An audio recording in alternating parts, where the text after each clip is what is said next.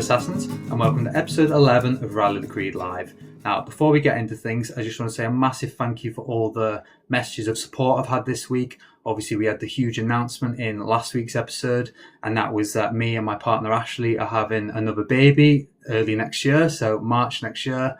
We're thrilled by this news, and we've had so many messages of support, so a massive thank you to everyone who's reached out. That's been on Instagram, Twitter. We've had so many messages, so massive thank you guys. Really appreciate it. And to everyone listening as well on Spotify, YouTube comments, so we really appreciate it. And of course, you understand now that I won't be the host of Rally the Creed Live going from end of February next year, so I will be passing the reins on to my co-host, James, who's here in the chat with us tonight. So I'm thrilled to announce that James is going to be taking on his challenge next week. His first one, he's going to be hosting the episode, and that's going to be featuring Rick Bower, who is a well-known cosplayer, and we can't wait to get into that one. The reason I'm not hosting that one is because it's actually my birthday, the 5th of October, but I will be there in the chat joining you guys. It's going to be a ton of fun. So congratulations, James, and welcome to Rally the Creed Live as a co-host. It's going to be a ton of fun. So I will be taking a 6-month hiatus from that point, but hopefully make a return at the end of 2026. But we'll have established something big by then, hopefully, and I think it's going in the right direction. And thanks, guys, for listening. So ready to get into the show today. I've got one of my favourite UK content creators and an actual personal friend of mine. We've met several times, and it's just really great to have him on the show with us. It's someone who's reliable, trustworthy, and a huge source of information for many games, including Assassin's Creed. So please welcome AndyReloads. Wow, what an intro, man. You really know how to butter a guy up. Well, I mean, take you don't even need to take me out for a seafood dinner, man. That's a really wonderful intro. Thank you. That's very kind of you, man. And right back at you. I mean, first It's of all, great to congrats. have you, Andy. Yeah, thanks, man. Um, First of all, big congrats to you and Ash. Thank That's you. epic news, and you're already great parents, and you're going to be continue Thank to be you. awesome parents. You're the right type of people to have some kids. You're very lucky to have you. So big congrats on that front. And then yeah, secondly, thanks for as we were just chatting kind of before we kind of properly went live. Like you've been around the block, the AC block for a very very long time, man. You're very well thought of. So and you're the one of the first people I went to when just starting out on YouTube, all this content creation, whatever it is, and asked for your advice. And I think that kind of says a lot, really. So it's a real pleasure, man, to be on this stream with yourself, talking about something that we love, and kind of picking it to pieces, and hopefully, chatting to some people. I can already see some familiar faces in the chat as well. So it's good to see good to see you guys there, and yeah, let's just have some fun over the next hour and a half, and talk about this franchise, which is evolving at a very interesting rate over the last several years, isn't it? Really. It certainly is. Thank you for all your support there, Andy. And you've always been there for me as well since the Mm, creation of AndyReloads. So I want to get mm. into that a little bit as well, actually. Like, I want to know a little bit Sure. about how it was formed, your work before the creation of the YouTube Yeah. channel. So Sure. basically how it started, what sort of like structure there is in place, where you learned how to edit videos. Mm, And for guys who might not be familiar with Andy, I'm sure most of you are, he has a yeah. total of 120,000 followers on YouTube, 20,000 on TikTok. Like I say, reliable, trustworthy, no nonsense, straight to the point, really professional content, and Uh, one of my favorite content creators. So it is uh, great to have you, Andy. I'd love to learn a Thanks, little man. bit more about how it all started for you. Well, that's very kind again, mate. You'd say I'm not sure I want to bore everybody in the chat with that journey per se, but I'm more than happy to kind of share a few anecdotes. Certainly, how I kind of then got into this thing, because as we discussed earlier, content creation's really hard, and I think the majority of people, like certainly the people I know, all have some sort of kind of innate, I wouldn't say need at all, but like curiosity to kind of make something, whatever that is. Like it doesn't have to be content, but to actually create something and produce it in the hope that other people will enjoy it. And the reason I say that is because like I had that feeling, and I think for a long time I wanted to kind of make some stuff. I didn't really know what it was, but I like the idea of YouTube and trying to be, confident on camera. And I think gaming when I decided to do YouTube was just like, well, I've always played Assassin's Creed since it first came out, for example. And for those in chat who don't know, I started on during COVID with Assassin's Creed Valhalla. It was like the stars were aligning, and I didn't know how to make a video or anything. And I was just like, right, well, let's just give it a go. Like, let's just try it out and figure it out. And I had this really rubbish laptop, and which I kind of upgraded bit by bit, over the months, and just try to keep making some stuff that in the hope, the kind of that I wanted to see. And what that was like, okay, I'm really interested in this game, but like, what are the cool things about this game? What's the news, the updates? What are they planning on doing with it? Like, where's this franchise going? Where's it not going? Easter eggs, and I just got this really great feeling, and I'm sure you're the same, man, of like chatting to people in the chat, with the common interest being, that game, and just sharing that passion and sharing some same opinions and some not so same opinions, and that's okay. Like having differing opinions is good, but then also just like creating a community and having a community and getting to know people, and I think that's one of the reasons why I kind of wanted to take the plunge, and I think that I'm really glad I did because I met great people like yourself, and obviously I've also met like Arsh in the chat as well. I've met some awesome people, making this content. It's taken me places that I would never have thought, and I think that if you're thinking about making content or doing something, then you should just really do it because I remember uploading, I think for the first 6 to 8 months on YouTube, and I didn't think I even made like 200 subscribers or something like that. It was like a long grind, and if you take the time, if you're listening and you go to my YouTube channel, AndyReloads, and you go to the first video I ever made, you'll understand why nobody subscribed because it sucked.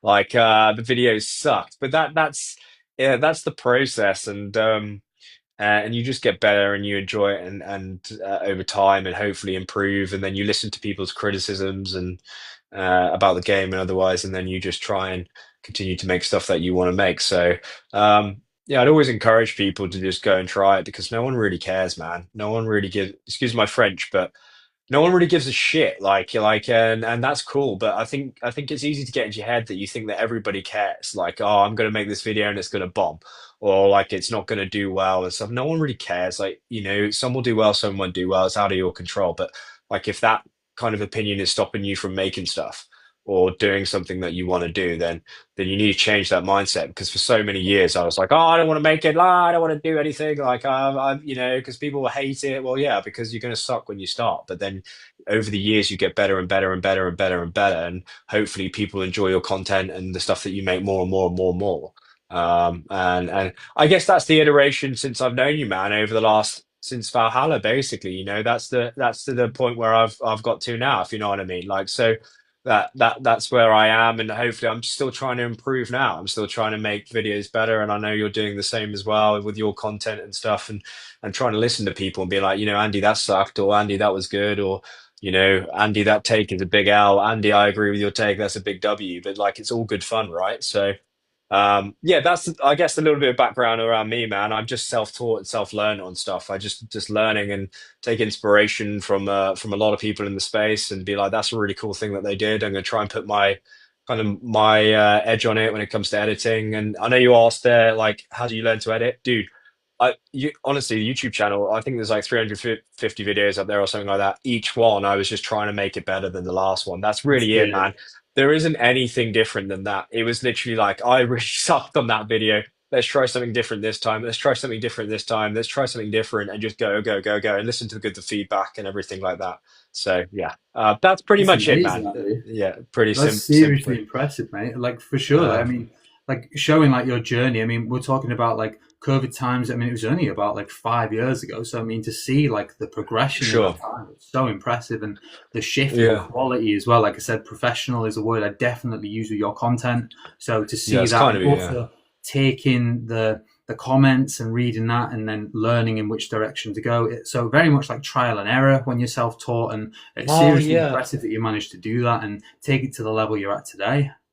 That's kind of you, man. But I think people in the chat, like, you're making content and stuff for everybody, and even people in the chat right now, like, catching up, and listening to what you have to say. It's super important because at the end of the day, like, yeah, okay, you want to make stuff for yourself, but I want to make stuff for the people, and I'm sure you're the same, who listen, and you have to take what they have to say in the comments. Like for example, I think it was about a couple months ago, there was some person who said that, oh, the one of the sound effects I put in the a video, Assassin's Creed video, was too loud. I think it was a clicking one where I did some sort of effect to demonstrate like some sort of animation on screen.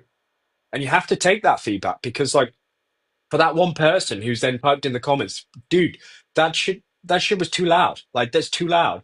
Then I'm like, okay, well, if he's feeling that way, other people are going to feel that way. You have to take that feedback on board. Can't take it personally and be like, okay, well, I'm going to knock down the sound 20% next time because but it is too loud. Yeah, and it's just those iterations over time. I don't think it's anything special, man. It's just listening to people as well. And I think actually a lot of developers should do the same. Listen to people a little bit more, really, when it comes to their kind of feedback of their games and stuff like that. But yeah, I mean, not to downplay it. It's not anything special, man. It's just iteration after iteration and wanting to make good stuff for people. I think like sometimes it does really well. Sometimes it's not. Like if you understand the YouTube or any social media algorithm, please let me know because I still have no idea at all, man. I have absolutely no clue, even now. But I think if you make stuff for people, then hopefully they come back time after time after time and enjoy some of the stuff and some of your hot takes and some of your bad takes and everything in between. I think that's the main thing, isn't it? You're just sharing your opinions and in the hope that other people will enjoy them, or that they provide their own opinions, which perhaps you don't agree with, or you do agree with, and then you learn something different or something new. And I think that's important, like when it comes to making content, because if you're not engaging with people or listening to people, then there's not really much point, to be honest. That's my honest take. No, that's really Yeah. good advice for up and coming content creators for sure. I mean, there's a lot they can take away from that, and even like the direction of which they're going. I mean, all your content Mm. is shaped by the people who watch your videos. At the end of the day, Yeah, they for are the sure, for people that sure. keep you afloat. The engagement levels and everything. It is Mm, all about making content, and this is something I said to Joe Raptor as well 2 weeks ago. mm, With your mm, content, Andy, I always feel like people learn something, and there's something to take away from it. It's not so mm. much for yourself and like views and things. It is really to help and guide people through the game and Sure. like gain news and just become Yeah. like a source of like trustworthy material. And for sure, I mean, Yeah. exactly on the same level as that, Mm, somewhere mm, where a fan can get all their information in one place in a nice and like very quick to the point way. So yeah. 100%, I think you're doing a great job. And like I say, you're one of my Thanks, man. favorite content creators, and it's just That's fair. amazing, really, to see how far you've come in the space of Yeah. 5 years. I mean, that's very kind of you to say, man. Like, but yeah, I think it's, uh, yeah, just making stuff like I'd want to see myself for a long time. When you click on a YouTube video and then it's purposefully designed to kind of keep edging you on. Like, it's like, okay, man, like, let's get to the point, let's get to the point, let's get to the point. And then you just feel like, what am I watching? Like, why am I still watching? This sucks. Yeah, This yeah. sucks. And I just hate that so much. Like, I hate it. So, um, I think it's just like making stuff that doesn't do that and making stuff for people. And I'm still learning now. There's still a lot of stuff to do, but yeah, man, I think it's trying to condense a lot. I think that's the hardest part. You take a huge amount of information. I'm trying to do it right now. I'm trying to write some videos and stuff right now, but like the videos, they end up being like 3,500 words, which is it's 15 minutes worth of talking. Like it Yeah, needs to come down. Like that's the hardest part. knock Like it taking a down. lot of information. Like it's incredibly time consuming.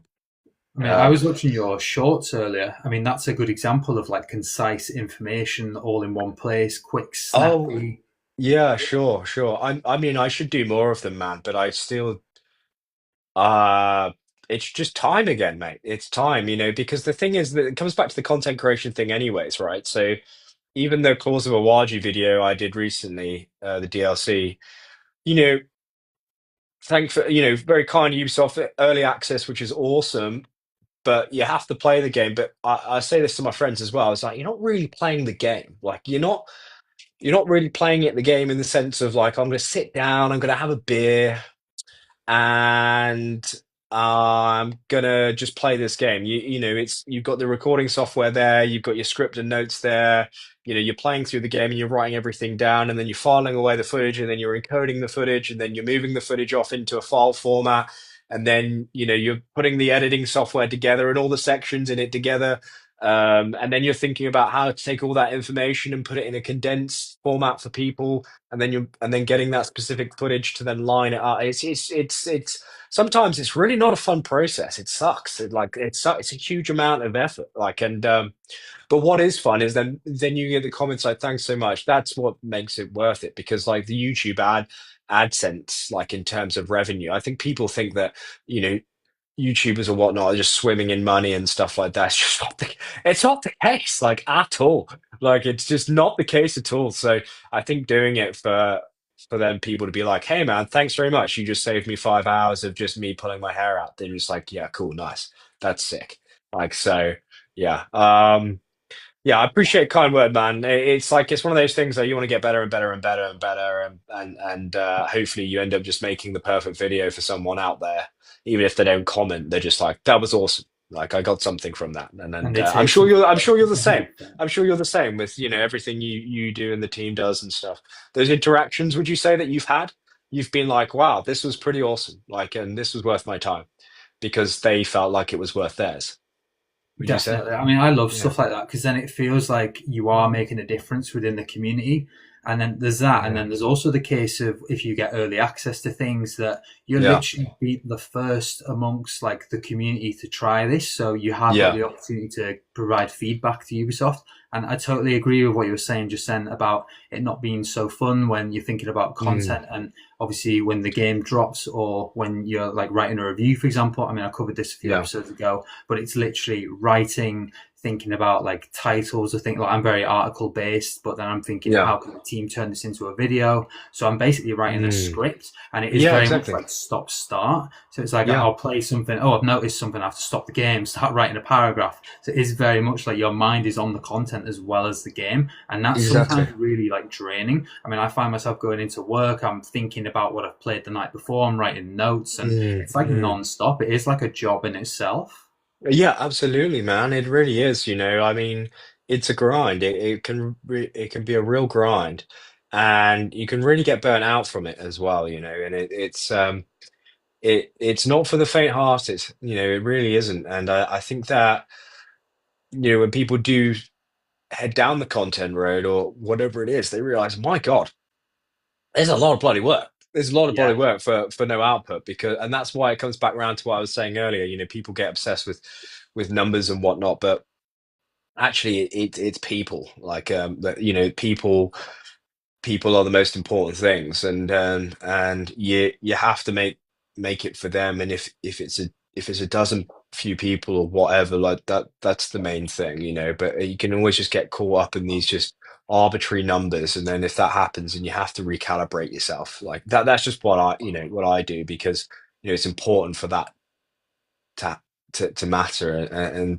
then you know these things, as you say about the early access and stuff, these things start to appear because people start to recognize the consistency, what you're trying to do, and it takes time. And but yes, those are also the perks of making content for people. Is like playing the game early, and that's a privilege. That's not something to be expected or that it's going to happen every time, because it's not. Like it's not. So yeah, yeah. It the content grind is the grind, as Scaffer says in the comments. Good to see you, man. Good to see you. I hope you're good. Um, it's a grind. And Scather also in the chat is another one who's on YouTube and is incredible for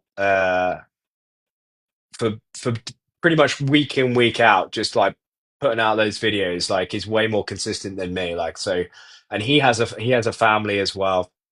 I don't know how he does it. Pretty incredible, to be honest with you. So, but it is that consistency, and I know that Scatter's got a close group of people who are always going to be there for him, and in his own community as well, and that's what it's all about. really. That's what it's all about, to be honest with you.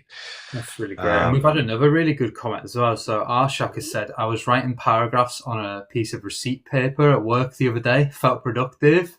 That's really great. The mind never switches off, does it? yeah, that's right. That's awesome. But yeah, uh, like yeah, going back to what you said about like family structure and people around you, I wanted to go into that for yourself. Have you got people around you who understand your YouTube content creation journey? Because not yeah. everyone can understand it. So the people in your life supportive? Oh yeah, absolutely, man. Like I don't think that you could do this without them being supportive, if you know what I mean, because like you have to. The hours are long. I feel like sometimes I should probably do something like we're talking about, where it's like, a day in the life of like what's actually involved in the video. I don't think it would be like, it's not one of those videos which then goes and does, millions of views or anything like that, but I think it gives a real understanding to those who care or are interested, who are mildly interested in like what actually goes into making a video. And the reason I say that is because, back to your question, the people closest to me, like they know what it takes to make a video, especially if you go and make a lot of videos.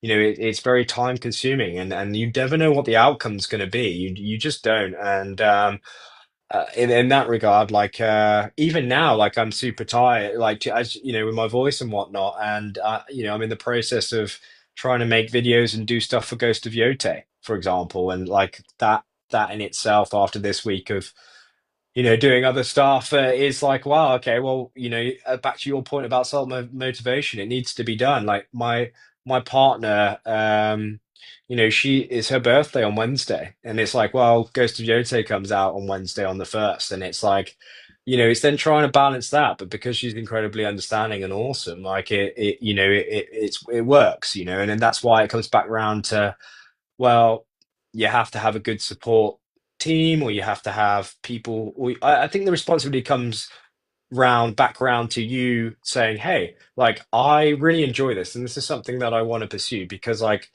I'm really enjoying making videos for people, and hopefully that they will continue to enjoy them."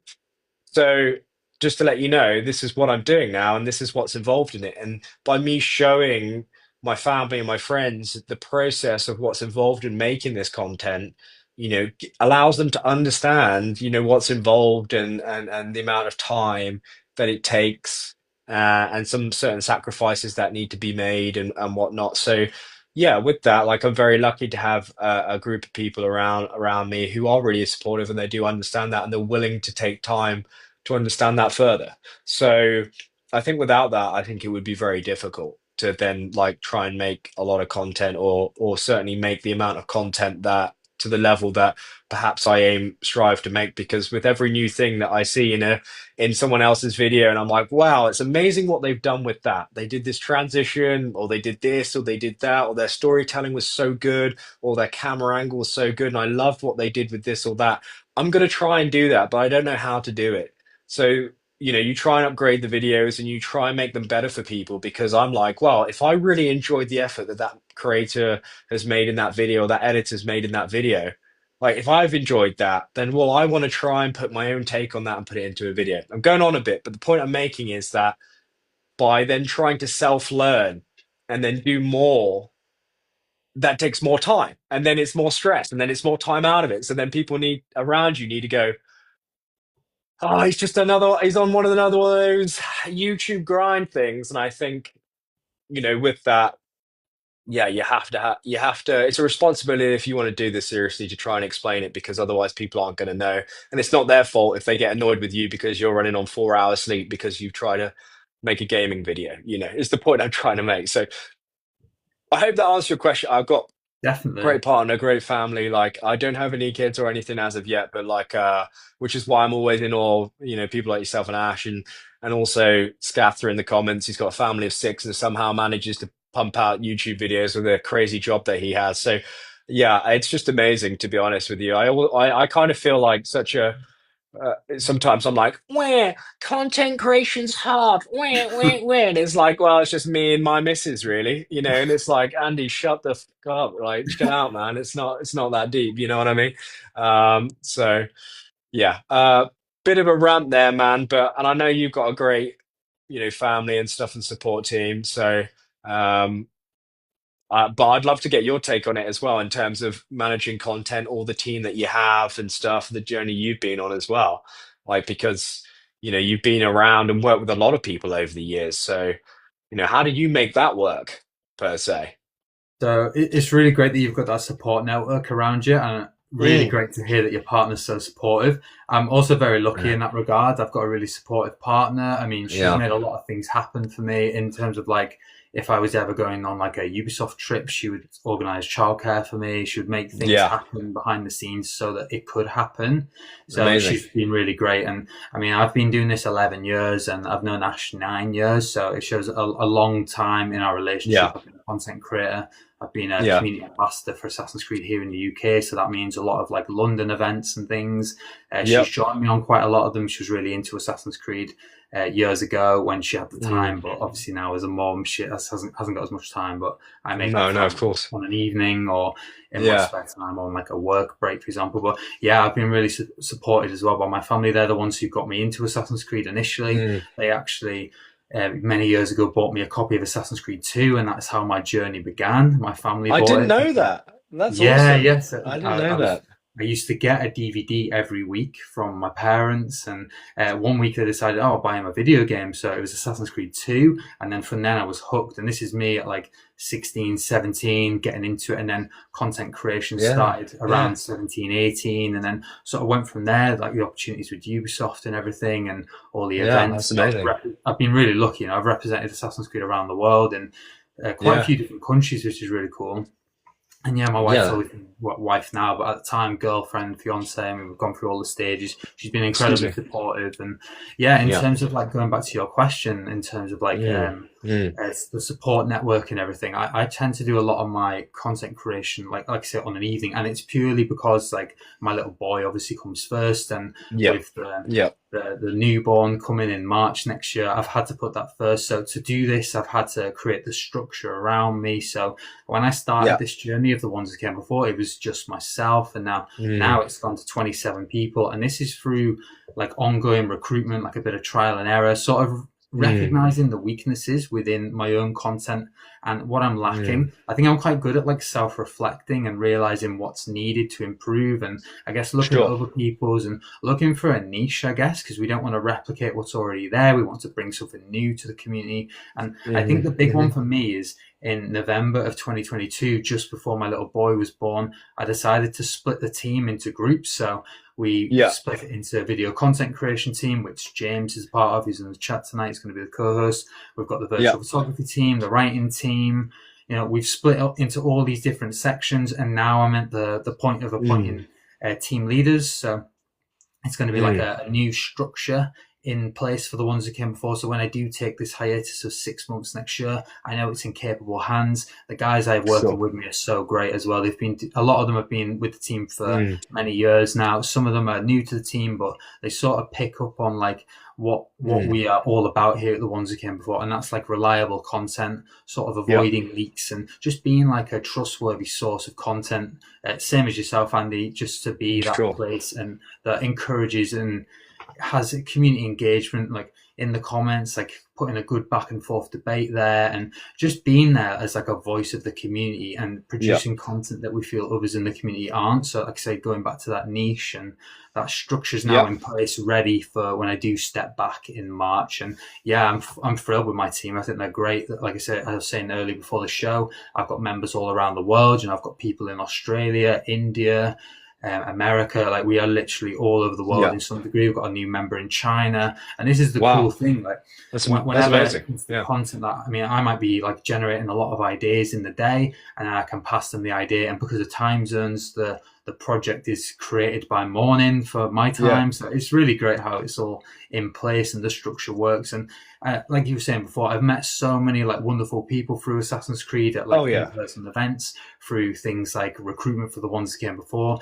I mean, I know I could go to probably any country in Europe or even like America, and I'd always have an assassin ally there that I could rely on. Yeah. It's really Yeah. great. Yeah, that is awesome, man. That is awesome. Thanks, Ash. That's a really nice comment as well.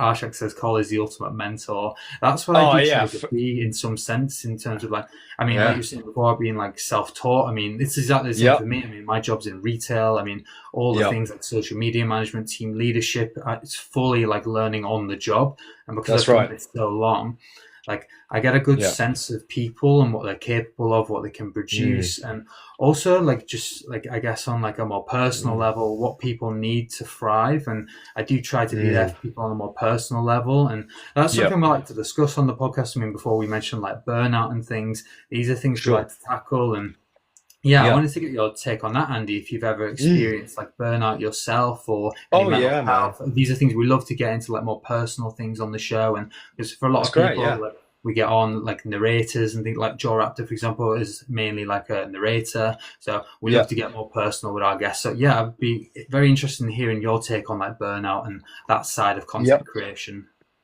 Oh, dude. First of all, like, great answer, man. Like, and it goes back to the start of our chat where you know you are the ultimate mentor because you're the first person UK wise I came to and asked about how do you navigate this space, like what would you even do. So this has continued over the years, and that's why you've got a great team. And I can see in the chat as well, like people love working with you and creating stuff in the hope that other people that they get something from it. So good job, man. You just got to keep up the mentoring. You got to keep up the good work because people appreciate it. But as for your question about burnout, dude, I don't know how many times I have burnt out in this YouTube process, but it's a hell of a lot. Like a lot. Like even now I could kind of say that I am because but it depends on burnout in terms of like, well, am I burnt out because I'm just focusing on making a load of videos for people because that's all I want to do right now, and I'm not sleeping much. Like there's a deadline, you want to get it out, you in the hope that it gets more exposure so more people can enjoy it.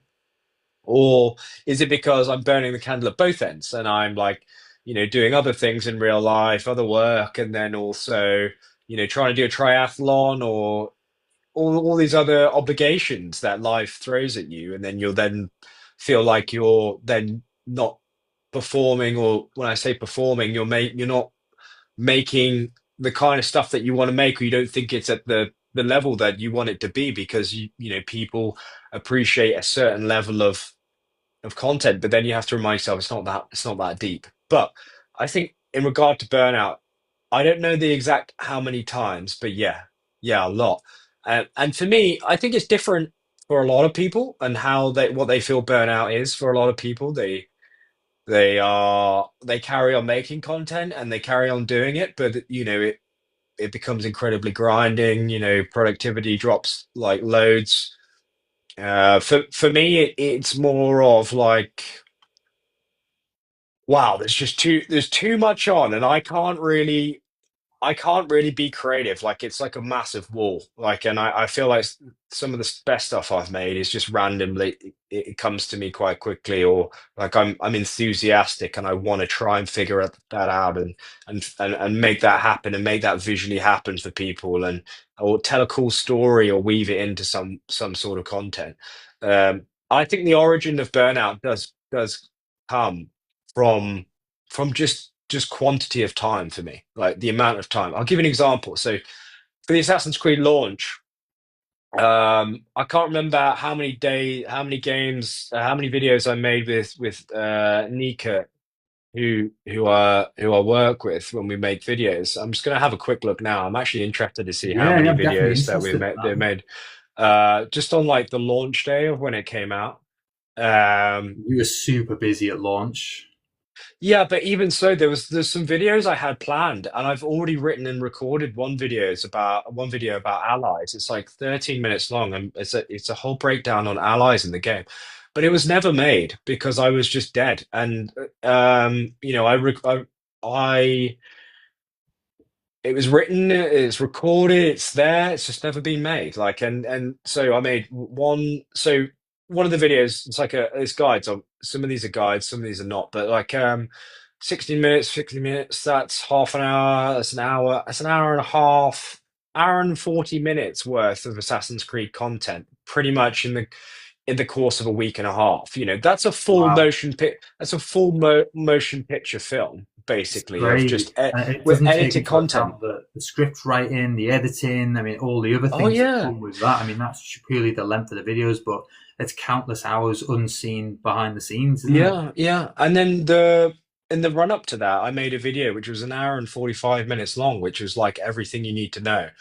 And you know, so over the course of 3 weeks, I've made pretty much 3 hours of edited, scripted, every word written, every word recorded. Every one of those words is then I'm always quite pernickety, associated with a specific clip. So if I'm talking about something in Assassin's Creed, about the kunai throwing knife, well then I'm going to show it even if it's only on screen for a second and a half. Yeah. Like I'm still going to find that footage and put it there. All of these things add up like to metric levels of work, like metric, and that's not including it's not including thumbnails, like, or designing cool stuff that Yeah. people may want to click on, or all the other stuff that goes into it, and I think then coming back around to your question in terms of burnout, like, you know, I'm not this big massive. I wish I could be, but as we talked about, well, I say mentioned Google AdSense or YouTube AdSense for gaming is like no, it's nowhere. So I think that you got to do this because you're passionate about it, and you want to put some good stuff out there. And you never know how it's going to work, but like that quantity of stuff is just mega. And then you just get exhausted because you're spending 16, 18 hours a day, you know, just trying to do everything at once, like as best you can. And for me, that's what results in burnout, because then I'm like, wow, I've made like a huge amount of stuff for people in a short space of time. And my brain is like porridge. Like it is sludge. And there goes a couple of days where I'm like, I can't even look at it. And another time I remember for burnout, I remember doing Hogwarts Legacy, and it was a similar kind of thing. And I remember, I think I got like 6 or 7 similar amount of content out in a short period of time. And I remember being sick, like I couldn't look at the screen for like 2 weeks because, Oh, wow. yeah, oh, it was bad. Like, but I was like, I felt so unwell because of just the quantity of work in such a short, confined space of time. So I still haven't figured out the best way to kind of manage this. It's still a work in progress. So if you have any ideas, or anyone else in chat has any ideas how to deal with burnout, because it's not specific to just YouTube at all or content creation, it's specific to people's work. I'm sure there's people in the chat right now who have suffered burnout themselves. So it's an experience that I think is quite unique to everybody in some way. But I think with YouTube, there's this thing where it's like, you want to keep making, and you want to keep, because it's fun, but then also, you know, it demands so much. It demands so much, and I'm sure that you have experienced something similar as well. I'd love to hear your take on burnout, but for me, it's just quantity. It's just quantity, and sometimes I just can't help myself because I'm having so much fun that I want to get it done for people. But then equally, I'm like, I'm just killing myself here in a short space of time, and it needs to be more moderated. But I still haven't figured out the best way to solve that yet. To be honest with you, Carl. So I welcome ideas on That how was a to really resolve great. that. That was a great answer, Andy. And also, I think it's really great that we're covering this as well. And it does show that burnout does happen to everyone. It's not just like smaller content creators who feel Oh like no, they're man. working so hard for like 10 views. Like it is everyone. Yeah. And that's the thing. Mental health is so Mm. important to discuss. And with burnout, maybe if there is a strategy, I'd love to hear it. But Yeah. one, I guess, like technique I heard recently was perhaps play a game alongside the one that you're currently working on for content, and that Oh, actually has worked for me. I thought that was a really good one. That was from that's James a interesting. few weeks ago, and that was when like Assassin's Creed Shadows, I was like grinding through it, and I was getting up the levels, and it was Mm. like purely to get ready to take down the Shinbaku, and I needed to be like certain levels for this, and for Yeah, me it yeah. was just. like we mentioned it before the show, there's so Mm. much exploration and travel Yeah. in Assassin's Creed Shadows that Yeah. was burning me out a bit. Like going across the other side of the map, I hadn't synchronized any points. It just like Yeah. mentally Yeah. exhausted me. Like I mean, I'd set the horse to go. I'd be on my phone at the same time, just reading, and it's like, oh, I need Mm. to get to that area so I can produce content. This is so tiring. Yeah. So Yeah. Yeah. yeah, I mean, when Oblivion Remaster came out, that was really like a Mm. bit of a lifesaver for me because it was just like I've got something I can put my energy into that isn't Assassin's Creed for like a night or a day, or just purely Yeah. focus on something other Yeah. than that and have like a game running alongside that. So then Mm. content creation, even though it's still ongoing, you still got the enjoyment of it because you can go back to it. So That's a there's cool always idea, man. something, Yeah. and I think what you were saying before about like getting Mm. outside as well is a good thing as well. Obviously, you were saying Yeah. about the triathlon. I think it's really healthy to leave the four walls because I imagine a lot of your Yeah. time is spent in your office. Sure, man. Yeah, absolutely. I mean, you're right. So it does become like a box and whatnot. So yeah, I think you're right. But then sometimes, like, because even now, after going outside and doing a triathlon, um, I think like, pushing my body a bit to the limit there, and then my body needs rest, and I'm like, no, no, no. We've got to get some. We got to get some more videos out next week, man. We got to crack on with it. And I think then that's another issue because you end up burning the candle at both ends. And like even now, you can hear in my voice. It's one of those things where I need to rest. Like my body is telling me right now, dude, Andy, like doing too much, man. Like we need to chill out, like because this is not working. Um, but it's like in the same vein, other stuff needs to be done. Like and I think that's where you're passionate about it. But yeah, I think in the position I am now, if I was to continue for the next 2 weeks, then I would really hit a burnout, I think, again, when it comes to just life in general, man. And that's tough to deal with because uh, you don't want to stop, but in the same vein, when you do stop, because of burnout, you stop for longer. And then which is, more of an issue than stopping perhaps let's say now when you really should. And I think that's also the makeup of me myself as well, if I'm being honest, which is pretty much like part of me is like, no, no, we can push through this, we can be stronger, we can smash this. And then it's just like, no, man, like the it's just not what it's not worth it, so. But it's funny, isn't it, because I know these things, but I'm still over the next couple of days, man. Like, Cole, right? Everything I'm saying now, and if a few of you in the chat are familiar with my channel, then over the next couple of weeks you'll see some Ghost of Yote videos, right? And just know that when I'm making those videos or when they come out in the next couple of weeks, I'm exhausted. Like I am exhausted. Like I'm really tired. Like really bad. So like you can hear, like I said, you hear in my voice. So just knowing those videos coming out, like I am on the edge of like burning out, but I want to make them for people because it's a good time. It's hype's going to be there, and you want to make stuff for people in the hope that they like it or enjoy it or find it useful. So that kind of drives me to like push through this. But then you push through, and then you push through and push through, and then you hit the burnout wall, and then you're offline for 2 months, which is the issue. So yeah, it's not a very smart move, but that's what I've been finding of YouTube over the years. Like that, it doesn't. I don't know. It's still a bit of an enigma for me, to be honest with you. But all I know is like burnout. I've never, I've never had more burnout in my life doing something than content creation versus versus my normal job or anything else.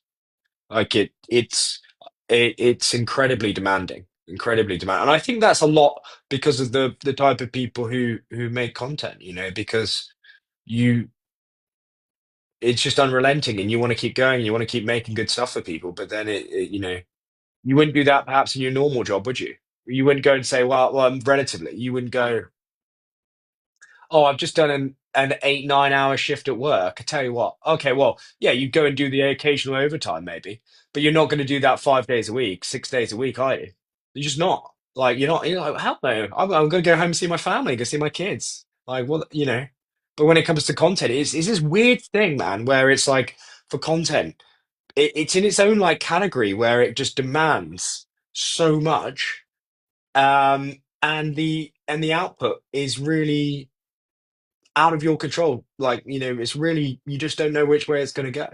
It's very it's a very weird, I'd say, even profession. Like, I find it very weird because then you just keep pushing and keep pushing because you want to keep making more and more stuff, but that's massively detrimental over the long term anyway. Um, so even now, me talking about this now out loud, you can already see and hear the kind of self conversations I have about this because it's like it's very confusing in it itself, and it's not very healthy. But then, but then when you make the stuff like that Awaji video I made for people, last week, like it was on now, like about 30 or so thousand views or something. And it's like, well, that's awesome. That's like nearly a football stadium. And you and the comments great, and I hope it's helped loads of those people out. And that's awesome. So then that makes I'm like, well, I'm gonna do the same for Ghost of Yote now, even if it kills me, in the hope that people find it useful and helpful. Because let me tell you, man, I'm not doing it right now or anything for the money. I'm doing it because I want to do it. And that's the thing. So, bit of a long-winded answer, No, which I'm no, not I even think sure. I'm not really sure as an answer, but hopefully that gives you more insight into, myself when it makes stuff. Because I know that you can go and look on the channel and you're like, whoa, this guy is. Oh, there's loads of videos over loads of games over loads of many years. It's like, oh, it's obviously crushing it and whatnot. And it's like, no, no, man.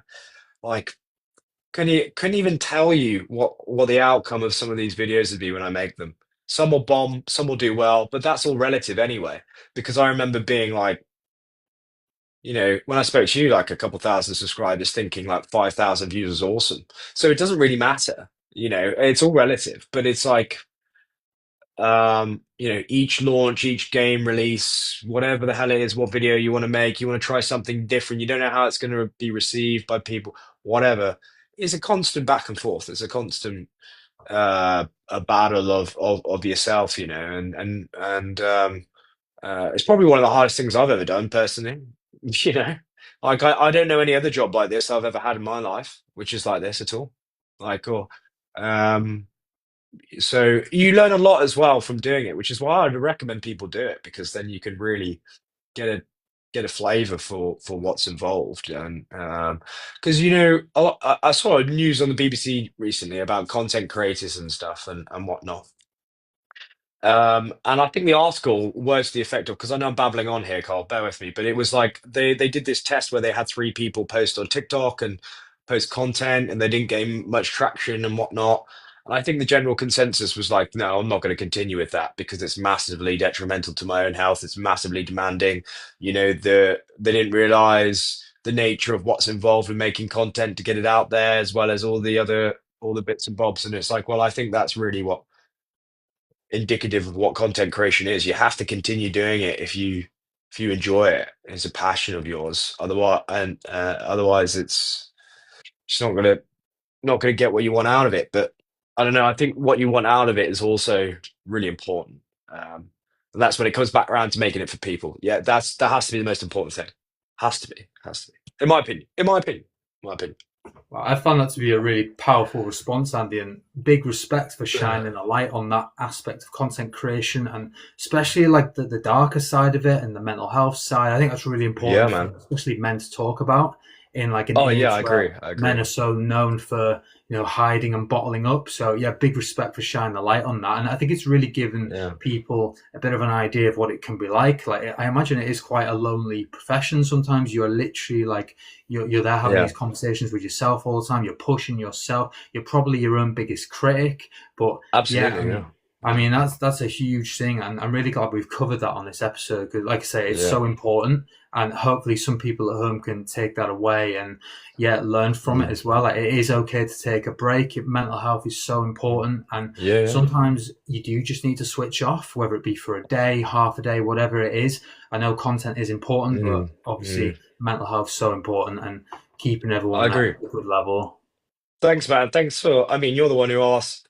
Credit to you for being a great host, but I think that especially men in general, you know, definitely, it's not all sunshine and rainbows and and roses and like I said, you go onto my channel, see all these videos and stuff like that, but each one is uh painstakingly hard to make, or I've had a lot of thought into it. It's not each one is taking tens of hours of my time and to make in the hope that someone would enjoy it. But that, like you say, it's back and forth in your own brain and what people will like or not like, and being self-critical and that I think actually now I think on it now you said that, that also contributes to burnout because if you're constantly having these ping-ponging thoughts all the time over a 2 week period and you're making a huge amount of stuff and that's all you're thinking about, then that's going to have a draining effect on you emotionally as well. Because then if it doesn't get the right response that you want, well, then you're just going to be perpetually disappointed with whatever it is that you're making. And that is not a good place to be. And I found either. So no, I think there's a lot, I think it's multifaceted. And I think that there's lots of different roads that lead to burnout, and it's going to be different for everyone. I think um, I think it's self-induced, of course. I think it's self-induced, and I think the goal, even for me after all these years, is then just trying to figure out, well, how do you reduce that, or when do you, as you quite rightly said, when do you take a break, when do you recognize, when do you kind of like chill out a bit, because that is important, like very, very important. Otherwise, you're just gonna hamstring yourself, and then you're gonna stop doing what you want to do anyways, because you're just so exhausted on all fronts, which is then not good for anyone. So, yeah, man, I appreciate the question. I think especially in gaming as well, which, I think the majority of my audience, people I speak to and stuff was it 90, 95% I think are dudes. And it's like, like it doesn't have to be. I'm obviously making the content, but my experience obviously applies to other guys in their own jobs and what it is they're doing as well. Like, but it's important you have to be like, yeah, this sucks. Take a break, man. Chill out. Like that's important. And it's good. It's good you're bringing it up, man. And I think this is a really good topic that is important to discuss. So yeah, credit for the good question, mate. Thank you very much. I'm glad we're covering it. And we've had some really great comments throughout as well. We've had loads of Mm, stuff. So guys have been really supportive in the comments. And we had some really good ones before about the importance of mm. therapy. And that's a really great Yeah, option for people to discuss things before we discussed for obviously sure. having a really important part of like a support network around you and like a structure, people Yep. you can talk to. I think it's vital. And yeah, we've had some Yeah. really interesting ones as well. Like even if your video gets like a 1 out of 10, like thumbs up, don't be discouraged. That's Scaver. Yeah, 100%. Mm, I mean, like you mm, said before, Andy. I mean, you obviously mm. started during COVID, which is relatively new for some like YouTube channels, and you remember Yep. what it was like to have like the smaller platform. And yeah, I mean, Oh engaging yeah, with all yeah. the comments and learning as you go. So all very important. And I think it's Yep. really important that we, like I say, we've covered the burnout route, but hopefully over the Mm, next few mm. weeks you can find some time to obviously release great content, but at the same time look after yourself, take the time you need. Feel free to take a Wednesday off for your missus' birthday. Obviously that's really important. I know she's very understanding, but be kind Yeah, to yeah. yourself, I would say. Yeah, yeah. No, you're right, man. You're right. And but it's like kind of like I said, it's going back in time now. Whatever content I put out in the next couple of weeks, just know that even though it's been made with passion and care and attention to detail, it's painfully made. It's been painfully made. So um yeah, but you're right, man. Good advice, and I will absolutely heed that advice. Appreciate it. That's Absolutely great. appreciate it. But I think we've really shone a great light on content creation. So I'm happy to move on to the next segment. I'd Yes. like to discuss like in-person events, and more particular, I'd like Yeah. to discuss the London event where we actually met for the first time, and then also the Yes. Bordeaux event.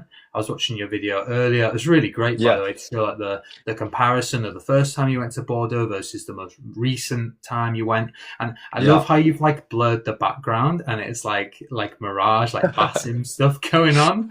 It's really Yeah. I great. mean, there's some there's some funny workarounds with that stuff, man. Like because when it comes to blurring stuff, right? So the embargo guidelines, which I know because you've been to events before when you see some stuff, but for those who don't know, we're talking about.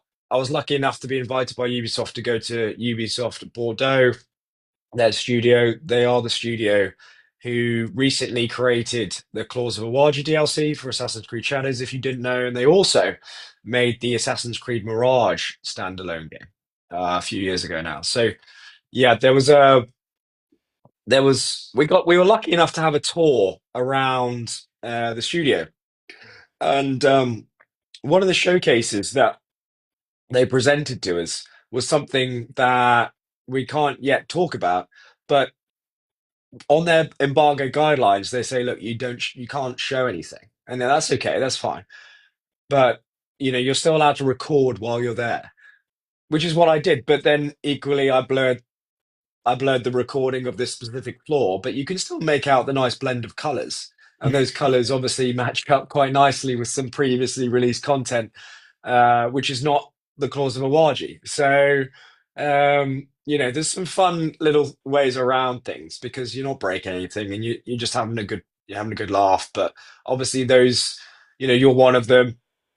You're smart enough to deduce what it may be. And and that's good fun. That's interesting, and I do it as well with the screens and stuff. And I've asked about it, and there's no issues because not you're not giving anything away, right? You're not, but it's a little tease. It's a little bit of I fun. like it.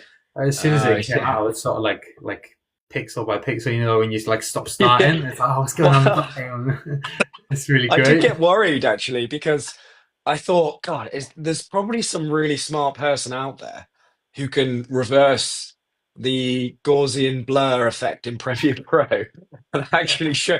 Because if they could do that, I would definitely be in a lot of trouble. I even Googled it and I was like, no, it's not possible. I was like, oh God, unless you're, MI5 or MI6 or the CIA or something like that, FBI, I Yeah. don't know. But like, they're not going to do that for that, right? So that's fine. That's okay. But yeah, it looked Uh, like a really fun event. The more recent Bordeaux event, it looked really great. I mean, I was yeah, talking to Joe Raptor 2 weeks ago, and he said he really enjoyed it. It was a great group of people. yeah, Ubisoft brought everyone together at the Ubisoft studio. Had the yeah. opportunity to play Claws of Awaji earlier, record footage, and yeah, it looked like a really good experience. I online and stuff like that. It's easy to hate Ubisoft, isn't it? Right? And it's easy to be like, oh, Ubisoft have done this and done this, and even in some of the mechanics in their games, I'm like, this is so dumb. This sucks. Like, why is this in here? However, all the people that I've ever met at Ubisoft in person, I've been lucky enough, and then the UK team as well. Sylvia and Liam, like they're just lovely people. They're really nice people. And They are. Ubisoft as a studio, they're one of the few studios that bring people, the community, and they also bring, people making content, not just on YouTube, but everywhere together. So then you have these cool events and you get to play the game, which is awesome. And then they kind of, you know, get you some food and stuff and you chat and you can meet people. And it's how we met. And like I'm grateful for that because it's like awesome, man. Like this is one of those cool events where like we can chat and we can hang out and this has been facilitated by them and that's pretty awesome. Like I'm grateful for that experience. And I don't see many other studios, kind of doing it. So, like, in my opinion, like I appreciate that. Doesn't mean that I don't like some of the things in the game, and it's not going to make me suddenly like the game. Uh, that's an important point for me to make. Like, you have to have your own thoughts and opinions on that. But they're always good with that as well. To be honest, the experience I've had with the UK team personally has always been great because it's like, they're not there to be like, you have to like the game or they never review the content or anything like that I make before. after the event, if you know what I mean.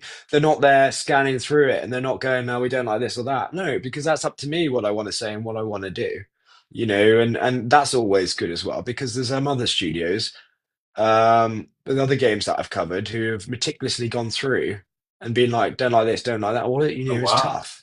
Yeah, it's Yeah. tough. So, um, and that's just my experience, and I'm sure other people have had contrasting experiences and stuff. But whenever I've been there, all the developers in person have always been very nice. They've always been very polite. They've always taken the time because I've always asked 1,000 questions when I've been there, and I'm sure to the annoyance of them. But they've always been really great, and it was really good for me at that event to go. I actually visited Ubisoft Bordeaux in their old studio when they made Mirage, which was a cool experience. And then to see them in their new studio doing really well with the Awaji DLC and some other stuff they're working on was pretty awesome as well. And it's you see the same people, and then you also meet the same people, and it's a great experience. It's a really cool experience, and that's one of the things that I remember speaking to you when I had however many hundreds of subscribers,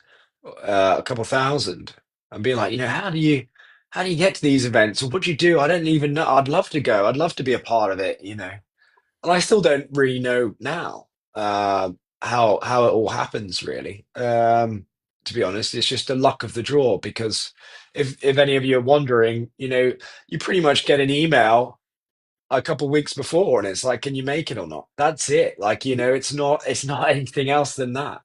So sometimes it happens, sometimes it doesn't happen. It's never guaranteed and stuff. But I wouldn't say that invitations or any of that case is relative to viewership or relative to the opinions that you have. Like a lot of the opinions I had of Awaji, I talk like personally I didn't like at all. Like you know, and you have to be honest. That, in my opinion, honest. But I don't think that that means that you're never going to be invited to these events, like or any of that nature. But yeah, it was a really great event, man, and there was some really cool stuff shown, and equally some stuff that I'm not too fond of that I didn't like. But rough No, I with the think that's smooth. good Some though. It Yeah, shows like the exactly. Yeah. honesty, like the balanced content. So I think that's really great to see, and I think they Yeah. actually respect it more. I think. Like the Well. developers, I mean, and also the community can see as well that like mm, there's obviously that idea that sometimes content creators can be like paid shills, but that's sort of Oh like yeah, yeah, something we're sure, trying to sure. fully move ourselves away from. Like it is great to have like negative feedback because it could actually lead to the development of like a patch later down the line that can improve these issues. Dude, absolutely. It's a great point because, in my opinion, and having just spoken to the developers now, um, like, well, luckily over many years, they're working for many years on a project. It's almost all encompassing, and they kind of work in this bubble where the feedback and everything that they have is quite narrow. It's quite contained or sanitized. So a lot of these events are really good for them because it means that they can get differences of opinion, of reaction. Are they on the same path? Because from when I've spoken to them, they get quite a lot of tunnel vision in this is what we're going to do. And that's perhaps not exactly, let's say, what you could say the community would like, or let's say the wider conversation is about, or they're not focusing on things that would have a bigger impact to people in terms of playing a game. So having these conversations and listening to opinions is really great for them. But all equally, in my opinion, feedback needs to be constructive. You can't just go, "This is shit," Yeah, because it is. It's shit because it is. Well, no. Okay, fine. You may not like it, but you need to understand why you don't like it. If you don't like it, then you need to present, in my opinion, a something better. So, for example, you go, okay, I don't like the shrines in the game where you bow and it takes 15 seconds, and there's about 50 of yeah, them in the game. That is, for me, egregious. I don't think that respects gamers' times. I think it's just another way to inflate player time in the game to say this amount of people have done this or whatever. So, in my opinion, I think that there needs to be another mechanic in its place where people can feel more fulfilled instead of just locked into this animation where you bow at a shrine for 15 seconds. So, okay, well, then what else would you prefer in its stead? Well, you can have a look at other games which have, let's say, small puzzles in the menu or do something which is more engaging. Funnily enough, Ghost of Yotei does do that recently, and I can't talk about that right now. But I think then presenting an alternative to what it is that you don't like and say why this alternative is perhaps better is a better train of thought when providing constructive criticism than just going, this is the worst game of all time because it is. Like it's so shit because it is. Like it doesn't help anyone. You have to have some sort of constructive feedback, but also in the same vein, it's okay to be like, I just don't like this. I don't like it because it's boring. Like it's boring. It is a boring thing. I literally bow at a shrine. Yeah, yeah. Like This is the and I game. can't move. I can't. Knowledge It's point. boring. Yeah, and that's okay because objectively, it is boring, man. It's boring. Like it sucks, especially when it's tied into something in the game, which is mandatory, and that is skills and leveling up your Yes. knowledge tree. Mastery. So the reason why it's boring and it sucks is because you're forcing people to be locked in an animation that you can't cancel for 15 seconds because it's specifically been coded for 15 seconds. And It's you been can't move decided away from it. internally. Like I know that it's been discussed for 15 seconds because they've probably done tests on it where they're like, what is the limit that we can do that people would put up with? And then we'll 50x it. Well, that is not good game design because it's come, in my opinion, because it's come from external other sources, which is like there is a metric that we need to have in this game, and that is player time.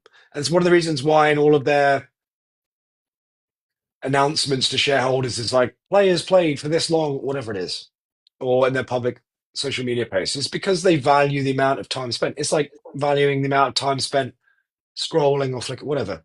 You get my point. And the problem is that that's not respecting your or my time. So it's okay to be like, it sucks. It sucks because it sucks, because objectively, it sucks. Like, you can have half a dozen of them in the game. Fine. You can't have 50 of them in the game. No, it sucks. And everyone knows it sucks. So not everything, my point I'm making is not everything has to have an alternative. But if you're then having these discussions in person or in content or whatnot, in my opinion, you need to be like, okay, it sucks because of this. I would propose this. Or sometimes it just sucks because I don't want to bow for 15 seconds 50 times over. Okay, fine. So yeah. Again, meandering on and going off, I do apologize, No, but it's a good point, the Andy. reason why those events are good is because you can share those opinions, and they're not gonna be like, oh my god, no way, no, don't say that Yeah, to it, because the developers are smart people and they know better than the players in many respects what it is that they're doing because they know what the goal is when it comes to this. And most of the time it's not their fault anyway because it's everyone has bosses at work and it's of like this needs course. to be done. This needs to be done. It needs to be done. So yeah, great event though. Everyone was lovely. Everyone was really Fantastic. really nice. Like I Really say, really I nice. watched your video before. I thought it was excellent. I thought it was really cool how like you can see like the background of it. You had the claws of Awaji. I really enjoyed the bow staff animation as well when you were like Yeah, slobbering people with it. Like probably like one of the first fans to really get their hands on the bow staff. So that was really cool to see.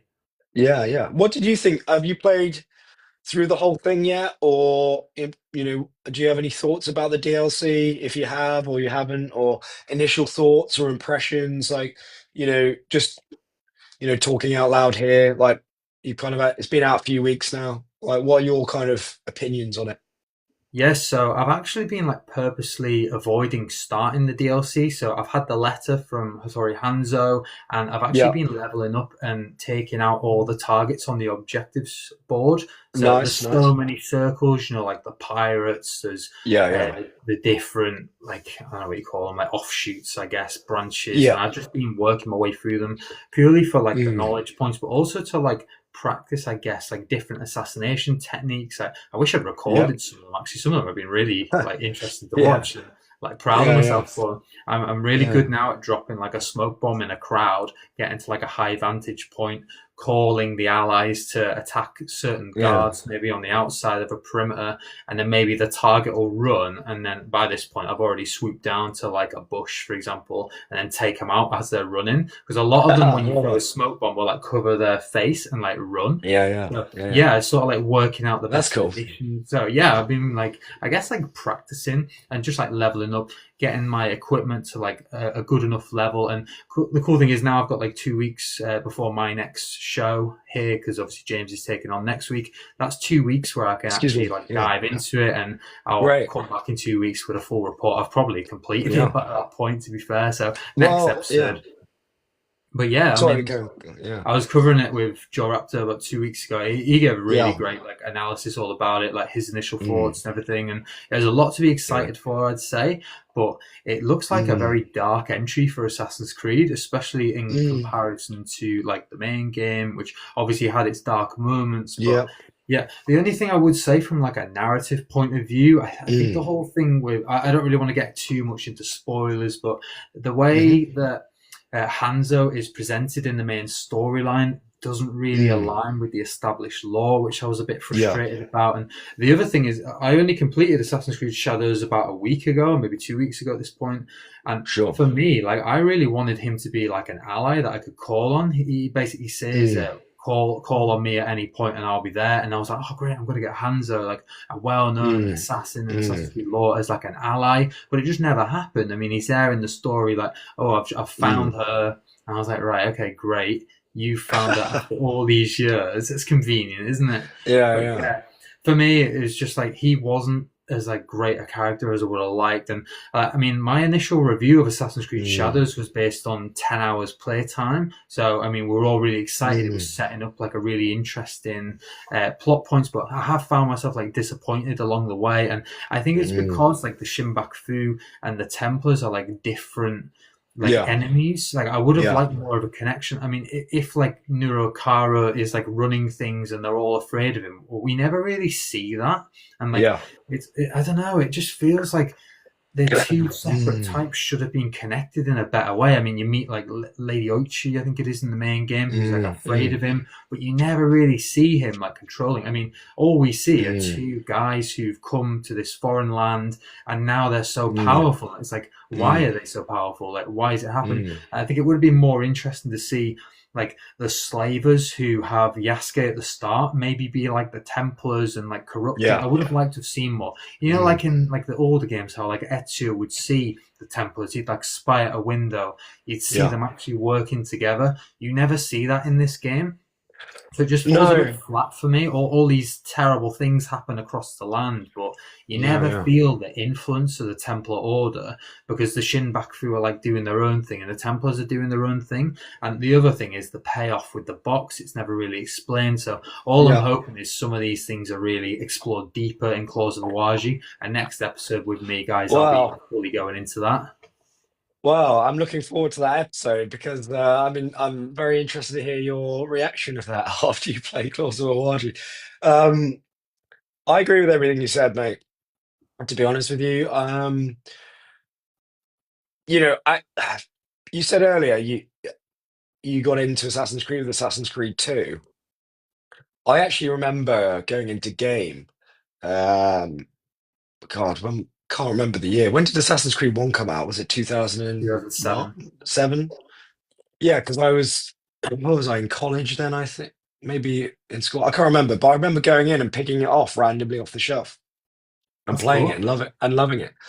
Um, and I think back to your point, the reason I bring that up is because you mentioned about Ezio looking out the window and you can see these Templars like plotting and working together, and there's a common goal there. They're like, that these guys are up to stuff, and we've got to then play in the shadows and figure what that is out.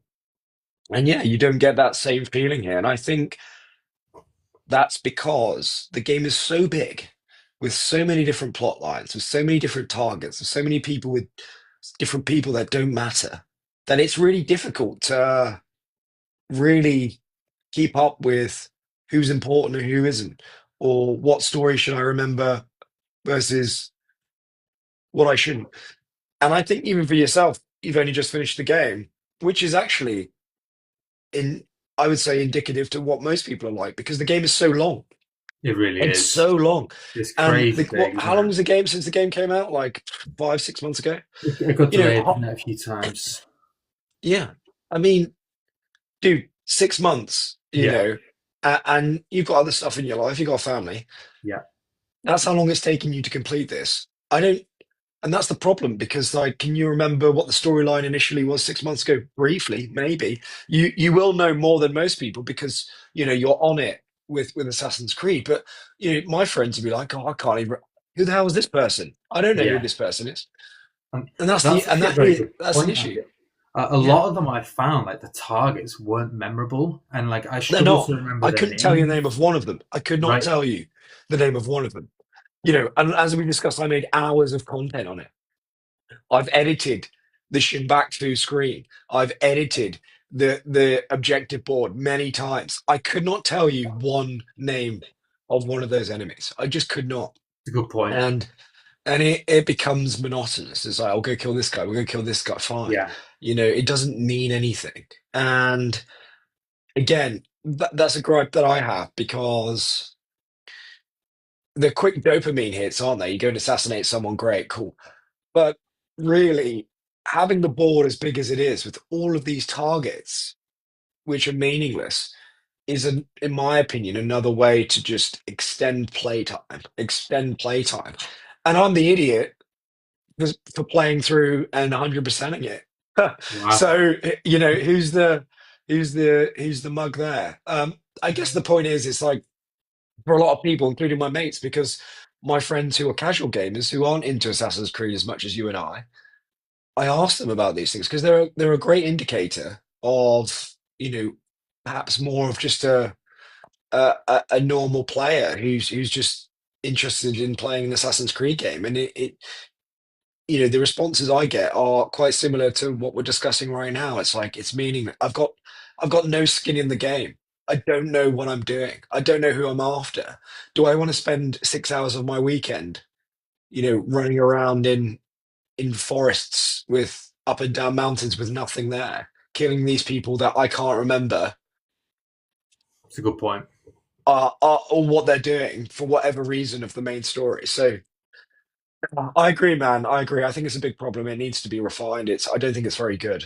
It I does don't. lack focus, doesn't it? Like the game Yeah. overall does lack focus, and for me, it feels like almost like Yasuke and Nawe have no like conflict, and this is something they Yeah. discussed really well on the Yeah. Podyssey recently, which is another Assassin's Creed podcast that I'm really Mm. enjoying. The guys on there are Yes. really great, and they've been really supportive of Rally the Creed as well. So that's Yeah. been Great. awesome to see. And yeah, on that, the guys were saying about how there's no like conflict, and now that they've said it, like fully Yeah. agreeing with this, like Nawe and Yasuke should be clashing at points. I mean, I'm seeing a lot of it where it's like Yeah.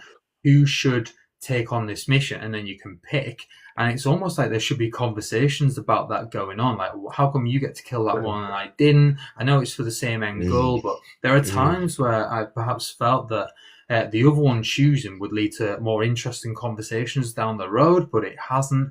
I mean, there are like Mm. times where targets are killed by Nawe in canon mode, where I think Yasuke might have had more of an issue with it because of like Yeah. honor and samurai. And the other thing Yeah. I'd say is, how come Yasuke isn't really bothered about the treatment of slaves across Japan when he was one? I mean, when you're Mm. looking at something like Freedom Cry, which was Adewale, he was very Mm. much freeing Mm. slaves across the plantations. I feel like that's something Mm. that would have happened, but we never really see that. He seems to only be focused on his own personal vendetta. And Yeah. yeah, it's just a lot. Yeah. It's just such a huge game that it does lack the focus, and sometimes it's like the more personal touches that it lacks as well Mm, mm. because the Like game's what? so big. You know, when you say personal touches, is there anything that you're thinking, like, what are you thinking of there specifically? Maybe Um, more like personal missions. I know they have like their own side missions and things, but I think things yeah. which make a difference to the people around them. So, for example, the Mm, homestead mm. missions in Assassin's Creed 3, I know you do bring people into the Yeah. hideout. They don't. They sort of serve a purpose in a way. Like it's almost like everyone does serve a role. You know, like you've got the blacksmith and everything. But it would have been Yeah. nice, like you know, like how Connor has like he helps the vicar, and all of a sudden you've got a church. You help the farmer, and Yeah. now there's a farmer. Just like normal people, not Yeah. Yeah. everyone has to have like an end goal like helping you all the time. I Yeah. feel Yeah. like one on one with the people, and that's what Mm, assassins do, isn't it? It's help the people, mm, and I mm. never really got that in this game. Yeah. Yeah. No, I agree with you, mate. I really do. I think I'm just not a massive fan of the story, to be honest. However, I'm a massive fan of some of the mechanics in the game. I think are really good. Like the stealth, for example, A lot and the better. shadows in the seasons. I think the parkour is excellent. I think the combat's really good. I think it sets a good base, in my opinion, of okay, this is now the standard gameplay wise. Every other game that comes after needs to take that and then iterate onto it. But that needs to be the base. That needs to be the standard. Because if you were to go and create another Assassin's Creed game and you can't now use the shadows in any sort of stealthy way, you'd be like, why? Like, why? You're in a new engine. That's the standard now. That's a great mechanic. That should be applicable to every new game going forward. Like, it should just be standard. Because I think their post launch iterations and changes and updates of those mechanics are very good. I think they're very good. Story wise, yeah, not a massive fan, truthfully. Just not because I just felt disconnected a lot of the time, as you say.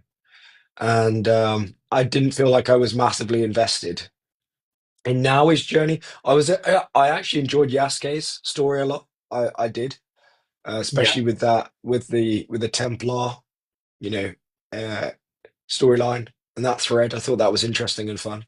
Not yeah, just for nostalgia, that's right at not the for end of the nostalgia game. purposes. Yeah, This is the not for thing. I mean, nostalgia. Yeah, because but it's just right at the end because. of the game. You could be 40, 50 hours in before you even get to Yasuke's Yeah, personal yeah, story, yeah. which is a lot of people might have checked out by then.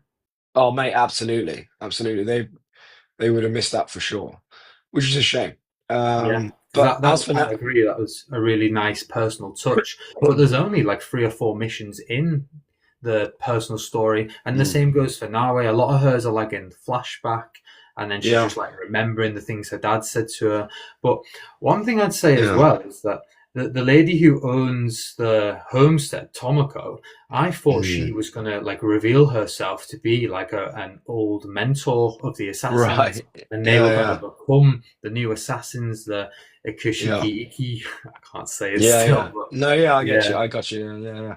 But No, she's just yeah, that she's the landlord, really. She doesn't really she serve is. that much of a She's purpose. she's nowadays like stepmom, I suppose, isn't Right. she, or something like that's pretty much Yeah. it. The I got landlady, that yeah. impression as well that there was definitely chemistry with her and Nagata, even though you don't really see it. It was sort No, of no, implied, but yeah, I wanted her to take on the role really of like a mentor to Nawe, who's like the loose cannon, and Yasuke be the yeah. more like reserved one who could pull her back. But it doesn't always work out that way. No, not at all, mate. No, that's a good point. No, I think that's just another good example of like, oh, nothing's happened there. She's just a Yeah. landlady. Yeah, like, yeah, exactly. So, no, So I that's hear where you, I'm man. at.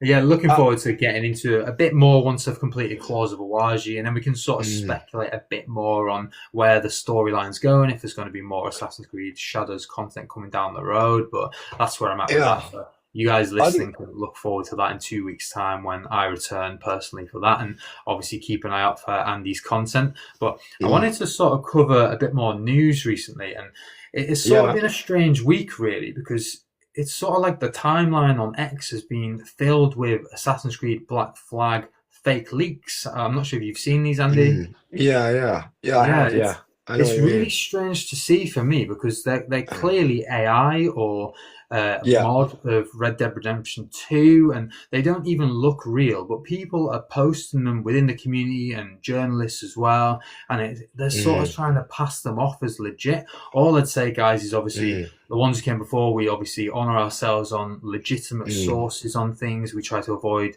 any kind of leaks because it could come from like a disgruntled employee. We are just like honest and Yeah. Yeah. truthful. So I'll tell you right now, they're fake. And just Yeah. don't believe everything you see online. We're Yeah. in a time now where people can generate things on AI for free. It doesn't take them very long. It'll mash together all these images, videos. It can do anything. Like, we're living in the Yeah. future. It's crazy what AI can do, but Yeah. just be very Yeah. careful when believing things, and go to trusted sources like Mm, AndyReloads, the ones who came before, Joe mm, Raptor. Like, know where you're getting your information from, because this mm. week I imagine a lot of people will have seen these things and believed it to Yeah. be convincing, but for sure, like, I'll tell you Yeah. right now, there's nothing there to take away other than people trying to get likes, retweets, Yeah. followers, and Yeah. it doesn't sit well with me when people are trying to, like, I guess, trick other Mm. people. I'm not a fan of anything like Yeah. that.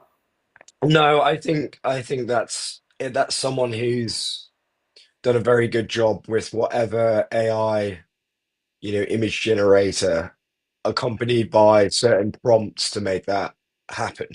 Um, it's kind of like a teaser, isn't it? Because it's kind of like Edward facing, well, away from the camera. Certainly Yeah, the ones I saw was the back of his head. So you don't know if it's fake or not on first review because it looks so good. But that's yeah, because his face and whatnot is not open for scrutiny. that's very Um, true. so it's probably one of the reasons why that's done the rounds because, in it of itself, it's really difficult to be confirmed if it is or isn't because I believe, um, if Black Flag is happening, well, it's going to happen, but they would have been whatever iteration of this game that they're making will likely be on their new engine. Um, Very true. so in that case, you'd hope that it would look good, all right, and it would look modern and it would look updated. So I think that's also played into it anyway because it's got to run on the PS5. Yeah, So yeah, that's why I think it is very convincing.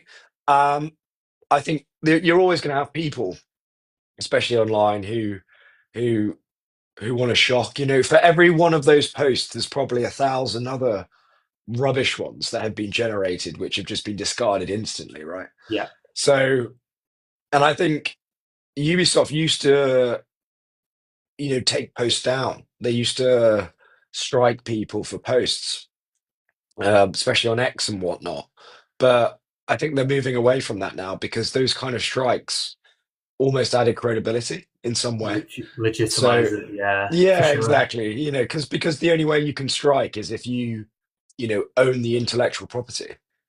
That's Uh, you true. know, so I think they've just whatever it is, they've stopped doing that now. So in that regard, like I think it's pretty good, but you know, we're really not going to know what it is or what it looks like until they decide to show us, really, when it comes to something like this.